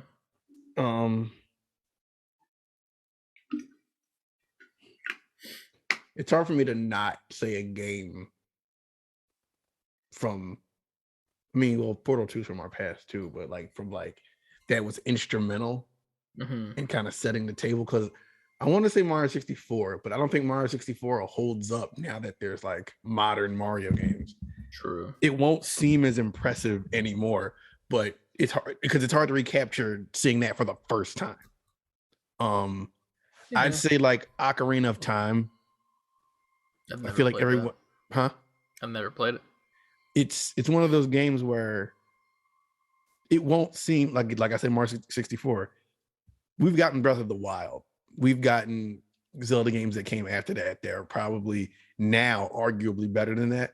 But the Ocarina of Time, there's just such a scope in that game for the era that it came out then that it was almost unthinkable. Like, put it like this: without Ocarina of Time, there'd be no Horizon. There'd be no, like, it set the table for those games, the third-party action RPG games. And I think it's important for people to see that, like, see where all those mechanics kind of like came from. The originator. Yeah. I feel that. That's kind of why I didn't say Mario 1, because Mario, while it obviously has a soft spot in my heart for me, Mario is simple gameplay every time it comes out. It doesn't really reinvent the wheel. It just adds on to the wheel. Like, it's like Mario is baby's first video game, pretty much. You can play it like a like a pro gamer, quote unquote, or completionist and get everything. But it's always made, every time they make a Mario, it's always made in a way where if this is your millionth video game you played, you'll have a good time. And if this is your first video game, you'll have a good time. I feel that. Yeah. So I think Ocarina of Time is my answer for that. It was groundbreaking in a way that never gets old. Like, if you play it now, it'll seem old, but at the same time, it'll be like, wow, they did all this then. And it opened the door for all this. Moon? Is the moon? No, that's Majora's Mask. That's the sequel. Oh, I thought the time one was like you have to beat the game before the moon attacks you. You had like 3 hours, I think, or something like that. But it's on a constant loop, so you're constantly resetting time and doing things a different way. Okay, gotcha. It's almost like the first loop-based game. But we all know how much I love those now. Yes. Hey, everybody should play Hades too. Hey, go ahead and enjoy some Hades. But yeah, that's it for that one. That is my answer. All right, nice. Well, thank you, Lucas, for letting us know. We do have a couple people, I think, that answered that. I think maybe, or no, that was the time when everyone answered. That's what people answered. And I think that's next, right? Let me go back to it. Wait, no, it's not. No. So next question. This is from John, Pib Extra in the Discord. John is a collector in the Patreon. John is a busy boy.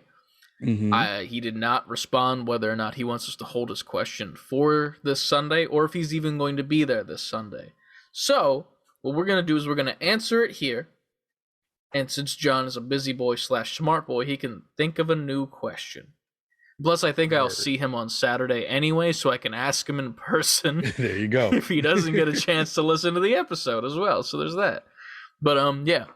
So John's question, would you like to read John's? Yes, I would. Here we go. If you could be an instant master at using any one weapon from a video game, what would it be and why?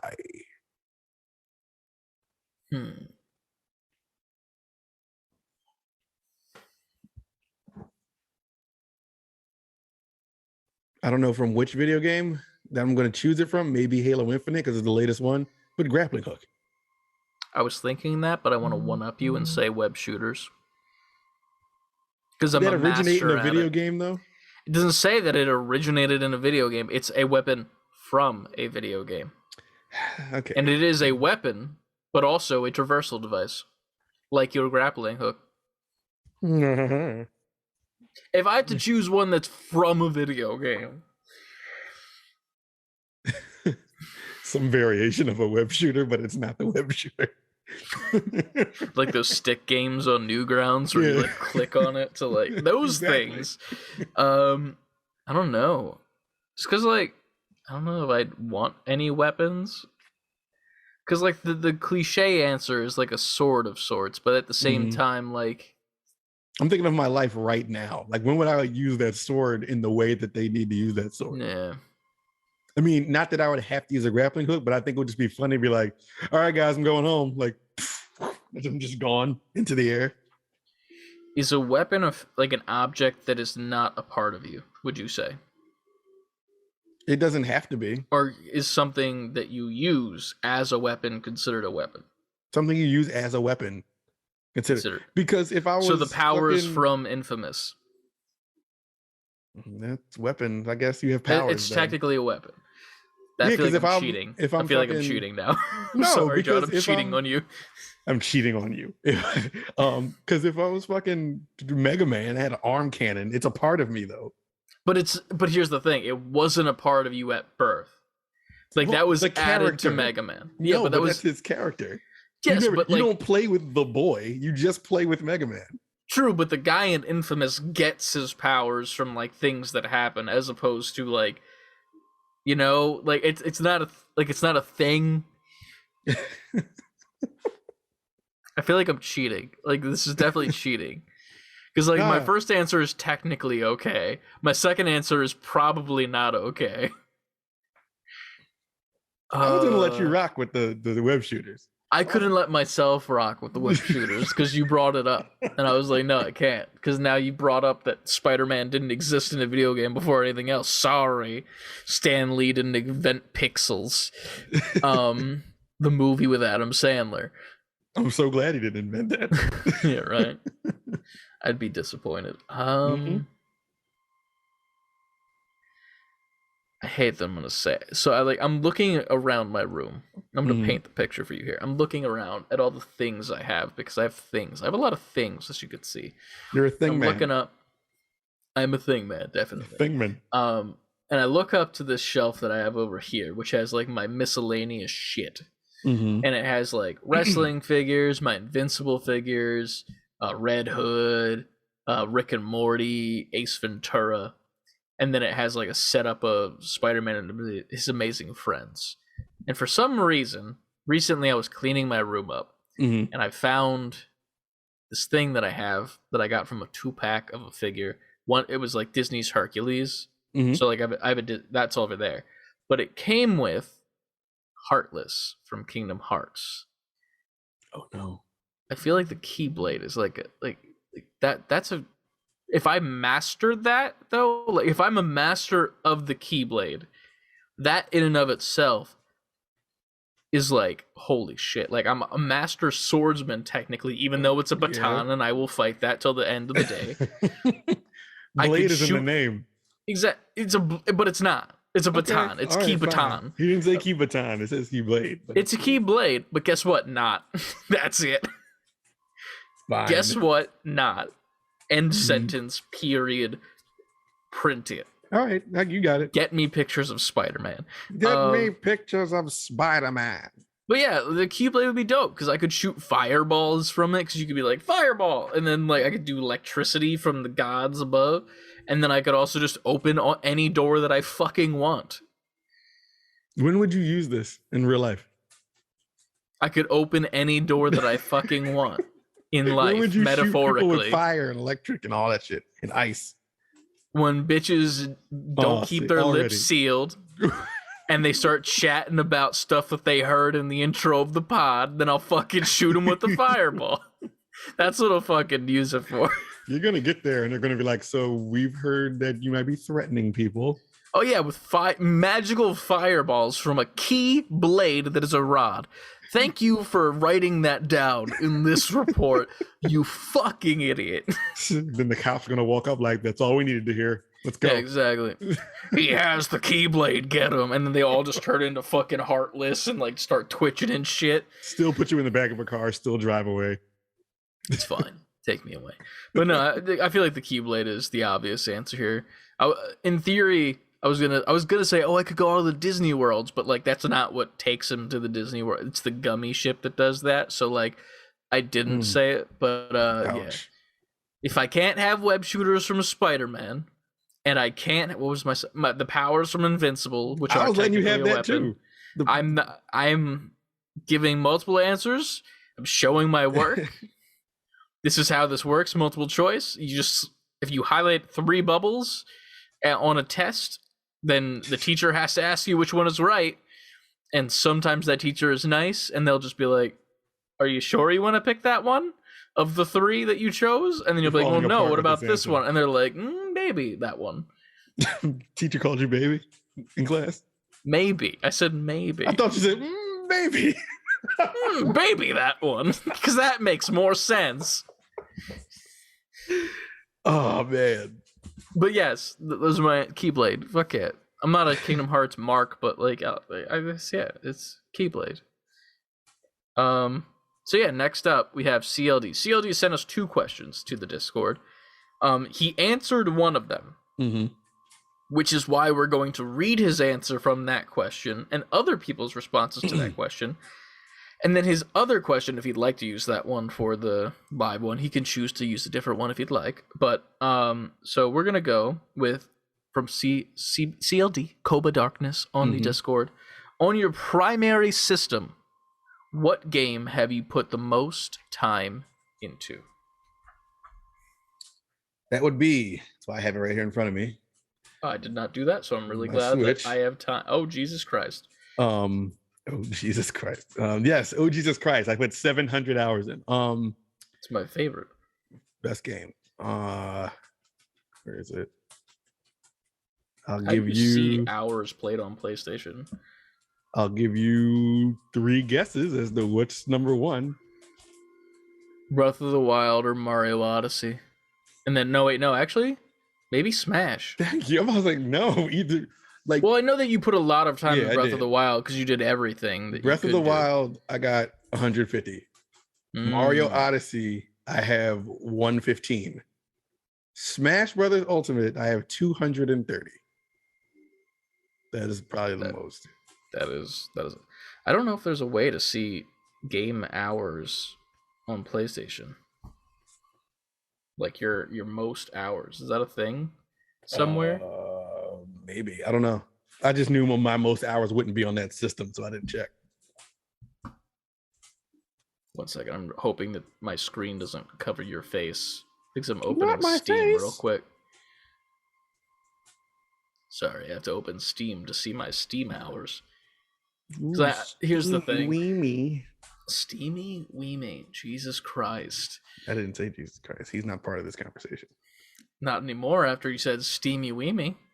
He'd be down. I hate life.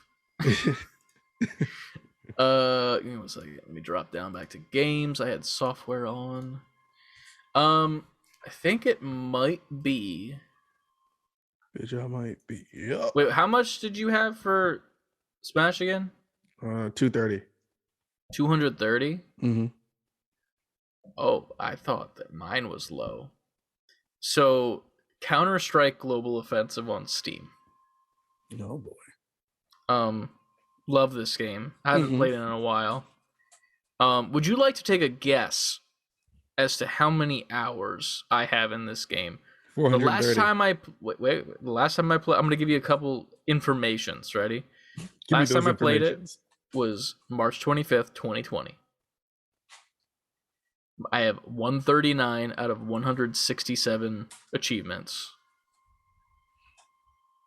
And I have a recommendation that I'm good at the game from someone, apparently.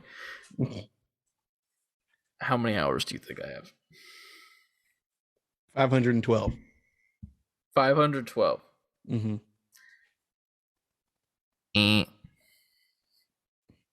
You have 2 guesses remaining. This is Family Feud style. I'm not going to tell you higher or lower. 350. This is a lot of numbers to guess. I don't like I could go in any direction. Last guess. If you're within 200, no, if you're within 100, I'll give you the answer. Let's just say it that way. 603.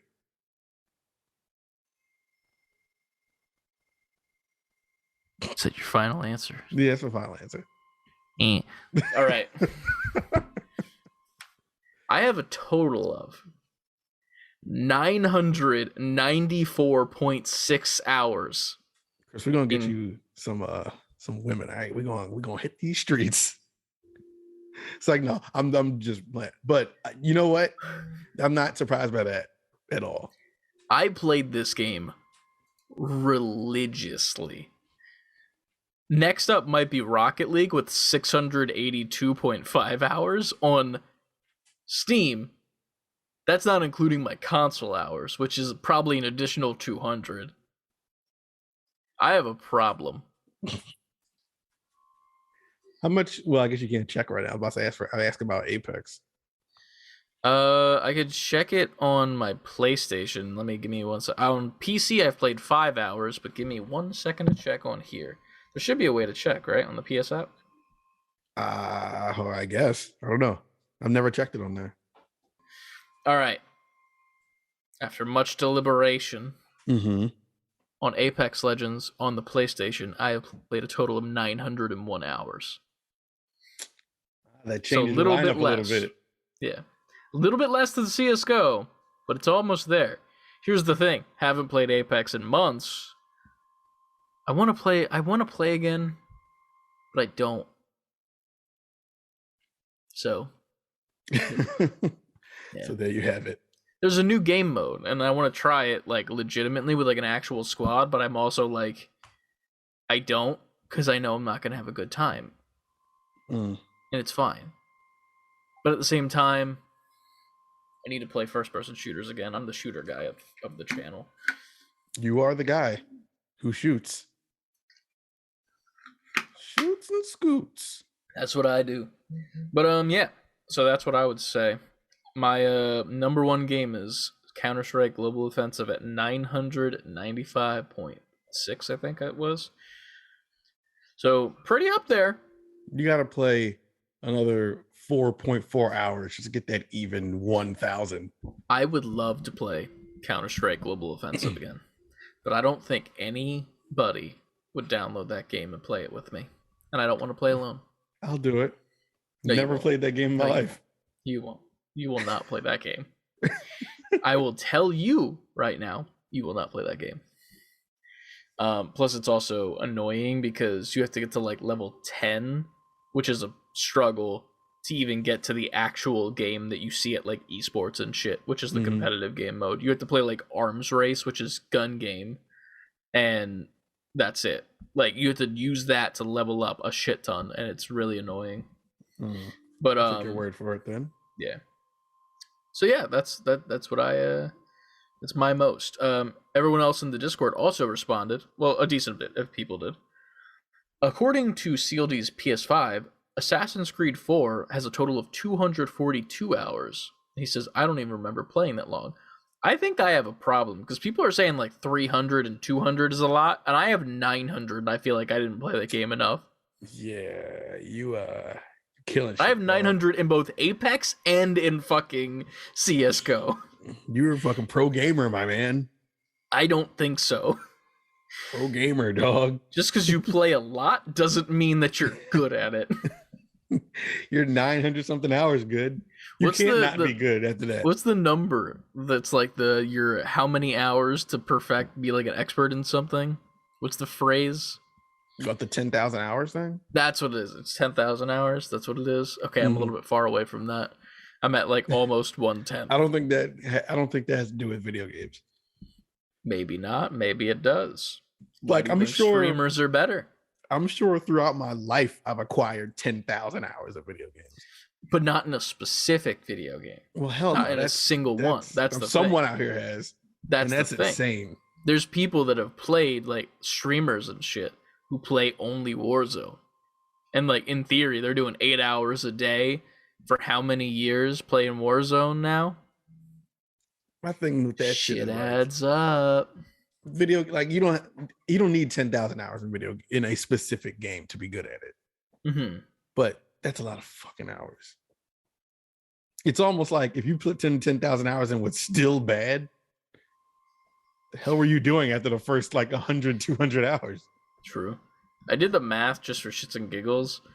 For CSGO, I've technically played a total of 41 and a half days of that game. Yikes. That's more than a month. 41 days. 41 days and 41 nights. Is that a movie? It is now. But Frankie hopped in and said his top is Halo at 254. Man, I do have a problem. And then Pib Extra coming in, trying to make my... Oh god, my computer just froze. What just happened? Oh no. Why is still here downloading? Do you hear me? Yeah, my OneDrive just decided to download something, and now it's frozen again, and now it's not. Okay, cool. We're fine. Hopefully. But John Hopton saying, I think my top is TF2, which I also have a very high TF2 hour, which I'll check in a second. His is 550 hours. Mine for TF2 is, let's check. What is happening to my computer? My Discord is dying right now. No, Discord. What is this on the side of my screen? Porn. I wish, but it ain't. Sorry. TF2 for me. Oh, you got me hella beat. I only have 114 in that. Look at you, John. You've beaten me. I feel less bad. But Ryan has Rocket League with a total of 600 plus hours on Steam. And then Pokemon Sword and Shield, he has 600 hours as well. God, it's a lot of Pokemon. On Switch. To be fair, he did that shiny hunt, remember? That he was like just constantly resetting it. I can't remember what my Rocket League... Did I say my Rocket League earlier on Steam? Yeah, my Rocket League is 682, so Ryan and I are pretty much neck and neck on Steam for that. So I'm very excited for him to get his Steam Deck so we can both play Rocket League on the correct version that we played back in the day, because we have so much like downloadable content. Like I had the DeLorean from Back to the Future, and it was crazy because if someone like destroyed your car, it would do like fire tracks, and then like your license plate would spin if you got destroyed. Nice. And then I had like there. It's so good. And then I had the Batmobiles, I had the Tumbler, I think it was the animated series one, and then the Michael Keaton first one. So I had those as well, and that was sick. Oh man, I miss my DLC. Man, good time. Then I got a PlayStation. But yeah, that is all of our hours. What do we have up next for questions, Ian? Let's look. I thought that was it. There's a one from Luke Duke again, and then oh yeah, okay. Then we have one from Trevor and one from Nicole as well. All right. The one from Nicole is probably quick, and then the one from Trevor might be quick. The favorite is Trevor. Unless we're not doing the second. Oh wait, no, I skipped one. My bad. What food skip drink? He already got one. Well, I already started the question now. What food drink from any video? Chris didn't want you to live, Lucas. What food drink from any video game do you wish you could have? I guess this is more of a fantasy game question. I didn't get a chance to think about this one. Food in video games. I feel like that's less of a big deal in like the games that I've played. You know what though? In fucking Dragon Ball Z Boo's Fury for the Game Boy Advanced. Our favorite game on this podcast. Yeah, dude, we gotta play that as like a ROM. I gotta find a ROM of that. But yeah, definitely not. But there was like you would make food and stuff for healing, and like you would buy it and whatnot. And I remember this was back before I was super uncultured. I was very uncultured as a little white boy in the suburbs of outskirts of Philadelphia. And fucking, you remember on Pokemon when Ash ate the donuts? It's like, look, it's a donut, and it was not a donut. It was onigiri. Yes, right. But they knew Americans were too stupid to know what that was. Is it onigiri or is it onigiri? I think you were right the first time. Onigiri? Yeah. Okay, cool. I don't know how to pronounce things, but I did a try. But fucking they had those in the game. And it was crazy because whenever you would get like the food items, like your little sprite of like Vegeta would be like, yeah! And just like hold it above his head, and it was huge, and it looked like a birthday cake that was like, and in my mind was an actual donut still, because I didn't have the knowledge of what rice was and seaweed with some pocket of meat, well maybe, and I thought they looked delicious, but now knowing that, yeah, them. Because they like the sprites of Onigiri looked amazing in that game. There were rice balls and shit too. Oh, making me want one now, dude. They looked very good in that game. The food and like old sprites, I feel like are the best when it comes to food. I mean, that's kind of a fantasy game if you think about it. Like it's anime, but it's also like it was definitely like an RPG type game without turn-based combat. Yeah, it is. So action kind of RPG. Yeah. Yeah. I don't have a specific, but the food in Final Fantasy 15, no matter what it is. I know exactly that game. That's the one after 14 and the one before 16. When you're right, you're right. Especially because there is no 16 yet. It didn't come out. It's way after 7. Way after 7. You're a professional. Way after. You're a professional Final Fantasyer. Listen, man, I have 900 hours in Apex Legends. I know exactly what I'm talking about. But they put so much work into the detail of the food of that game. It like me just saying that doesn't do it justice, but if you see a picture of it, like I feel like there was a graphic, like in the art department, the graphic artists, it was like, you guys just work on the food. The game will figure itself out. Everything else doesn't matter. Make the food work. It just looked really good, like really good food graphics. Hell yeah. All right, nice. Let us know what your favorite food in video games was, people in the Discord. This is the call to action, we call it, in the biz, where you guys let us know. Do it in the do it in the comments section of this video. There you go. On YouTube, because then engagement. Do that. But do that. yes, after that we had Tuscan's son, Trevor, ask us, favorite in-game shop music. Now, if this isn't what I think it is, they have a backup answer because I wasn't sure, but I had to like go on YouTube to find it. Oh, do we need to like the? Oh, gee, you have a video. I should pull up mine. God damn. I think this is the music.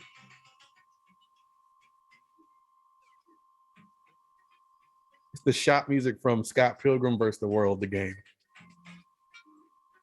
It's not coming through. It's not? There it is.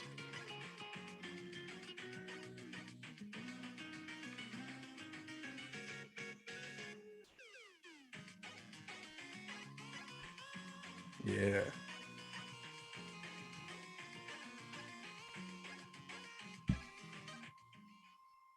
That got a little salsa beat to it. Shop music from Scott Pilgrim vs. the World, the game. Yeah. I think it's this one. Let me pull it up.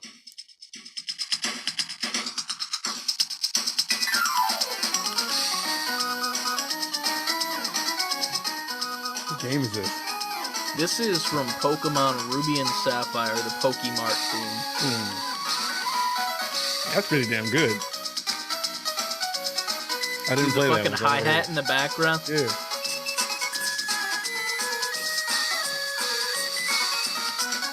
So good. This was like my favorite Pokemon game just because I loved the look of it. Also, the two legendaries were great in my opinion, but like that whole game was just so vibrant color-wise, especially on like the SP and playing it that way where like you had that little button to turn on the backlight and shit. Yeah. And like I would always have that backlight on. I would never not have it on just because of how vibrant the fucking colors were, and everything in that game was just fucking great. Plus it has one of the best grass type starters of Trico. And Trico is a swag motherfucker. Oh yeah, we talked about him. Yeah, he better be put in Arceus at some point. But yeah, that would be mine. I love that song so much. Anything from that game makes me so happy. It just brings me back to like a time where I was like, I remember being a kid and like all that mattered was Pokemon. That was it. Like nothing else. I remember that too from my era. Yeah. Ah, man. But yeah, that would be. This would be my backup if this is what I think it is.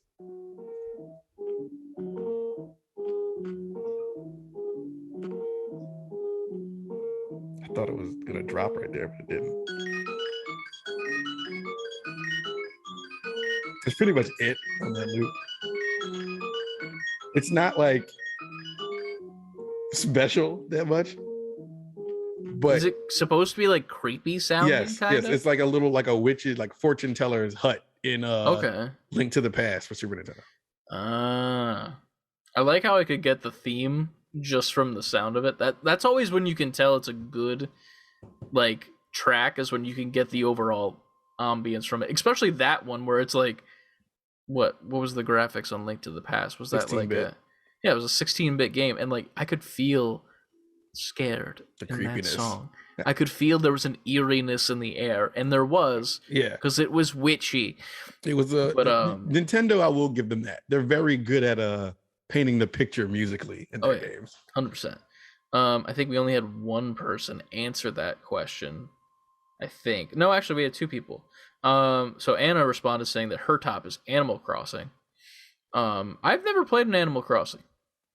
I wanted to. That was the reason I bought my Switch, and then everyone died down from the fad of it. And then I was like, oh, guess I'll play Breath of the Wild. Yeah. And then you all know how that went. And then Trevor himself came in with the answer of Animal Crossing or Fallout 4 for the shop music. All right. So there's that.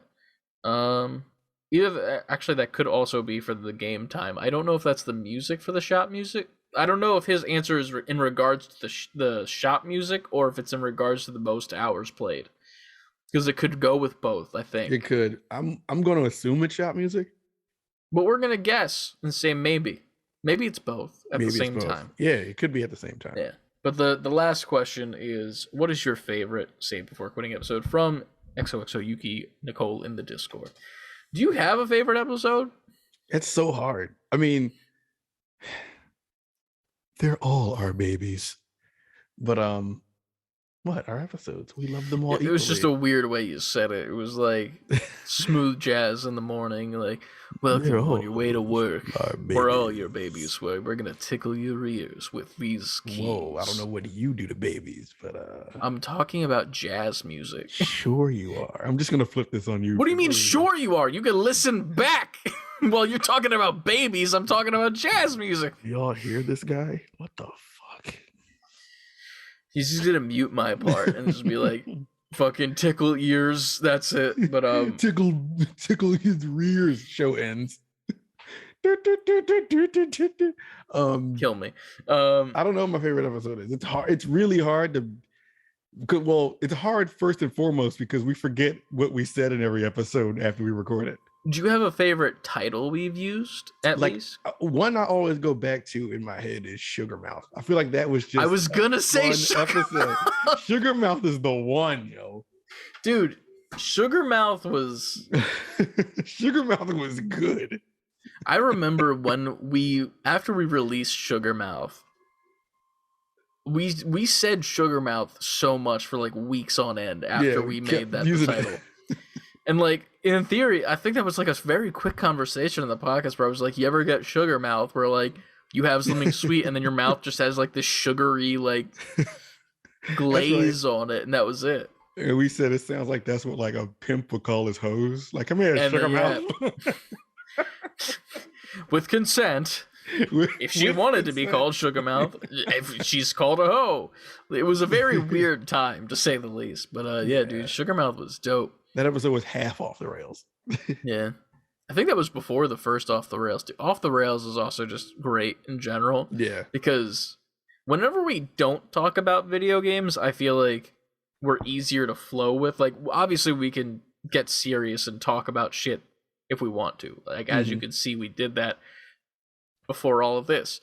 But like, when we just like riff off like random shit, like when we joke and we're like, we can't be friends unless there's microphones, like when the microphones are on and we're just being friends and having a good time and discussing stuff that doesn't matter at all, that's what you pay for Patreon for. You know, like that's what it's there for. It wasn't one of the off the rails episodes where we were talking about how every Fast and the Furious movie starts? I think so, yeah. That was a long discussion. Jesus Christ. We also talked about it on like a live stream too, and like I think it was like CLD and maybe Frankie was there at the time too. I don't know if he was in like the Discord in the community yet, but like they were explaining the like list of the lore of like the Fast and the Furious in the chat as we were trying to it was maybe Game Awards. I don't even remember, but I don't remember. Yeah, the Game Awards is also great too, just because that's just fun to do every single time because it's just work, but at the same time it feels good to do. Yeah, just like this is what we're real doing now. Look at us. Like, look at us.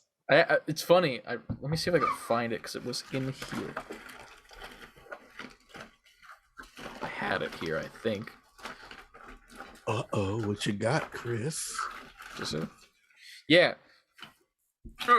I never brought it over, but I wanted to make it a piece of our set.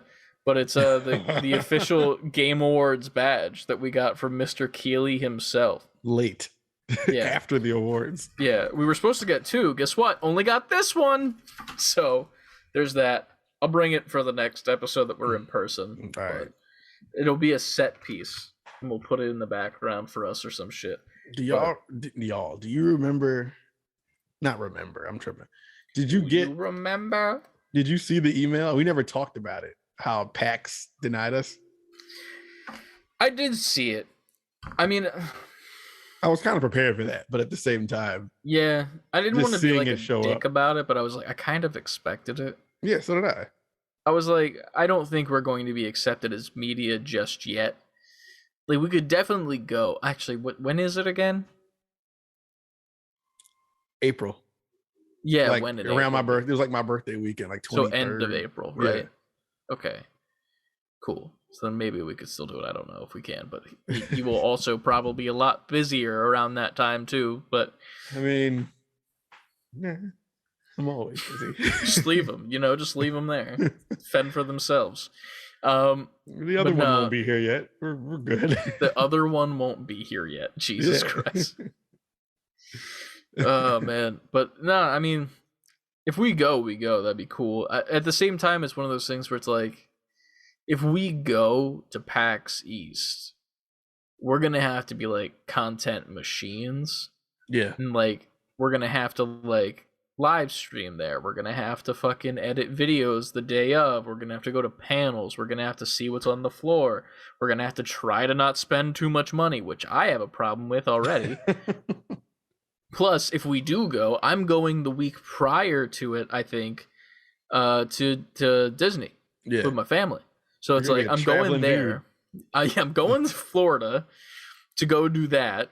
I'm gonna spend so much money on Galaxy's Edge shit. Like, it's not even. I already have an itinerary of things I need to buy, and when I say need to buy, I mean need to buy. I must purchase it. Let me explain to you how. I know already the things I need. I need to get 2 holocrons. I need a Sith and a Jedi holocron. Of course. I need to pre-order my build your own lightsaber experience because I'd be a fool to not do that. Necessity. It's one of the. I'll send you a video of it because it's like a show. Like, you go into a room and you build your lightsaber with scrap parts and like. This guy at my job went with his kids and he was telling me all about it. It'd be stupid to not do it. And then like I gotta eat all the food. I gotta try all the food. Then I also gotta probably get. There's like soda bottles there, and they're shaped like the grenades in the Star Wars universe. So it's like a Coca-Cola bottle, but it's a grenade. So you'll have a diet grenade. I will. There's a Diet Coke grenade. There's a Coke grenade and a Sprite grenade. I want a Diet Coke one. Of course you do. But here's the thing: they're $7 each, so I'm gonna be spending $21 on bottles. They all look different. Yeah, they're all. the same bottle with different things. It's the same bottle, but then the wrapping is like a design that looks like their respective soda, written in the Star Wars language of Aurebesh. Oh, so you got to get them all. Yes. Yes. Yes. Okay, I got it. I need them. I need them. But then, yeah, I don't know, man. And then there's just like regular Disney shit too, just like existing in Disney and like seeing like, you know, pins and whatnot. I'm not much of a pin guy. I used to be, but there's that. We should talk about it on the Patreon podcast back like at some point, like theme park experiences and like our favorite theme parks. That'd be fun. Yeah, we can do that. Yeah. I remember I had one story, and I'll tell a brief bit of it, and then you'll get the full thing later. But when I went for the first time as a child, pin trading was very new to me. Like it was, I think it was kind of new to the parks as well. And I remember I traded away a pin that I really loved to get a different pin to one of the cast members because they're supposed to trade with you. Like they're not allowed to say no, pretty much, even if they want to keep their shit. And it was a bad time, to say the least. Let's just say that I regretted that decision. And it turned into an adventure from there. And we'll talk about that on episode 3 of the Patreon podcast. I want to hear the Patreon podcast now. Yeah, the one that hasn't happened? Yeah, that one. Hit play on that shit. That's going to be interesting because next podcast we're recording is digitally, so we won't be able to record it then. Then we're going to have to remember it, that's what we're going to talk about. We won't forget. By the time we sit down to do it, like I remember we got to talk about this. Yeah. I feel like every time I do the Patreon podcast, it leads to the same kind of story. So I'm just going to be like, all right, so when was I drunk with a girl in a theme park? I don't think I've ever been drunk in a theme park before. When I might change that this time. File paperwork on a roller coaster. That sounds like not fun, dude. It wouldn't be fun. I would never do that. But yeah, I don't think I was ever drunk in a theme park. I'm gonna try to do it. I'm gonna do the drink around the world maybe at Epcot. I feel like Ryan's just gonna send me a picture of you on your face on the ground at Galaxy's Edge. Yep.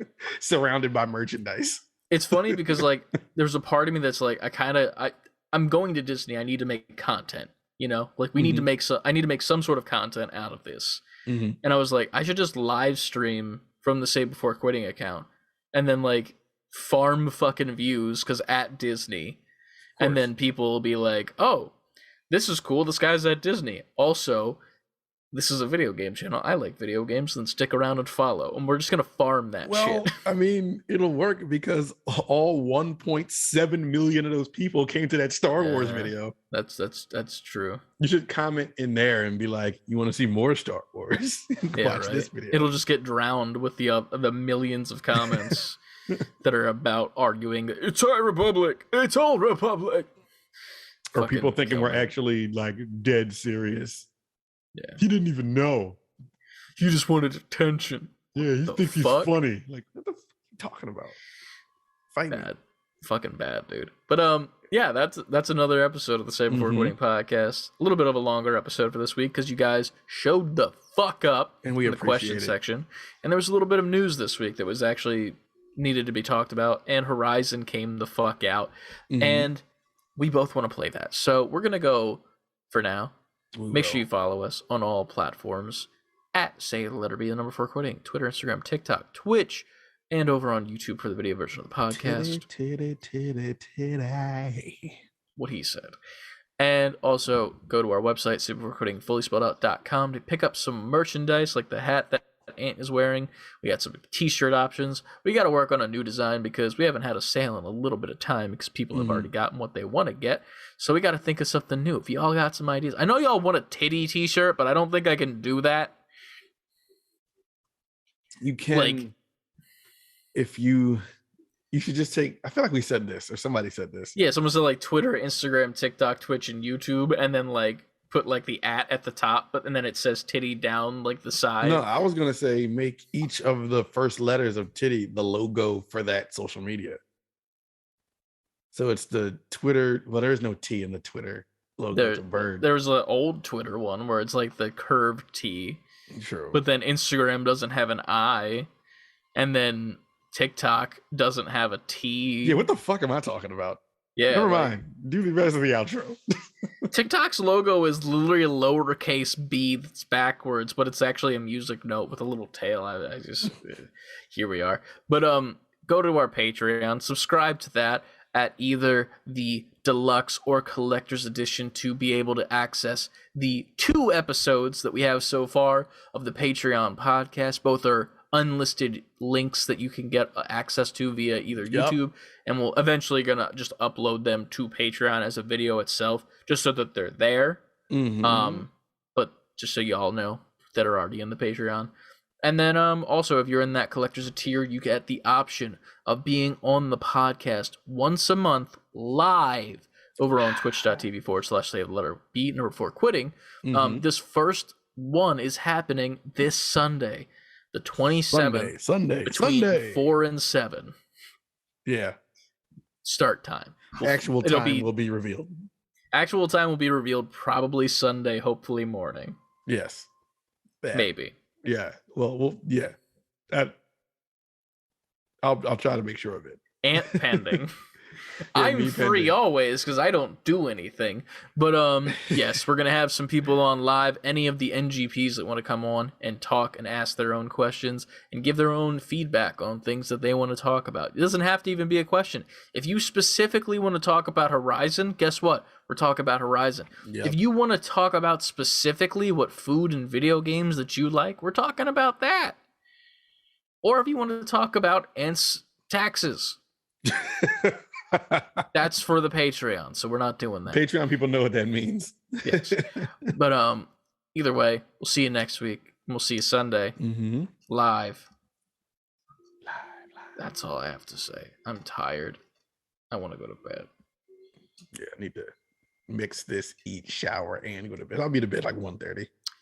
Well, before you do all of that, Ant, you can make sure that you always save before quitting. We'll see you next time. Probably same amount of tired. As we always are. As always.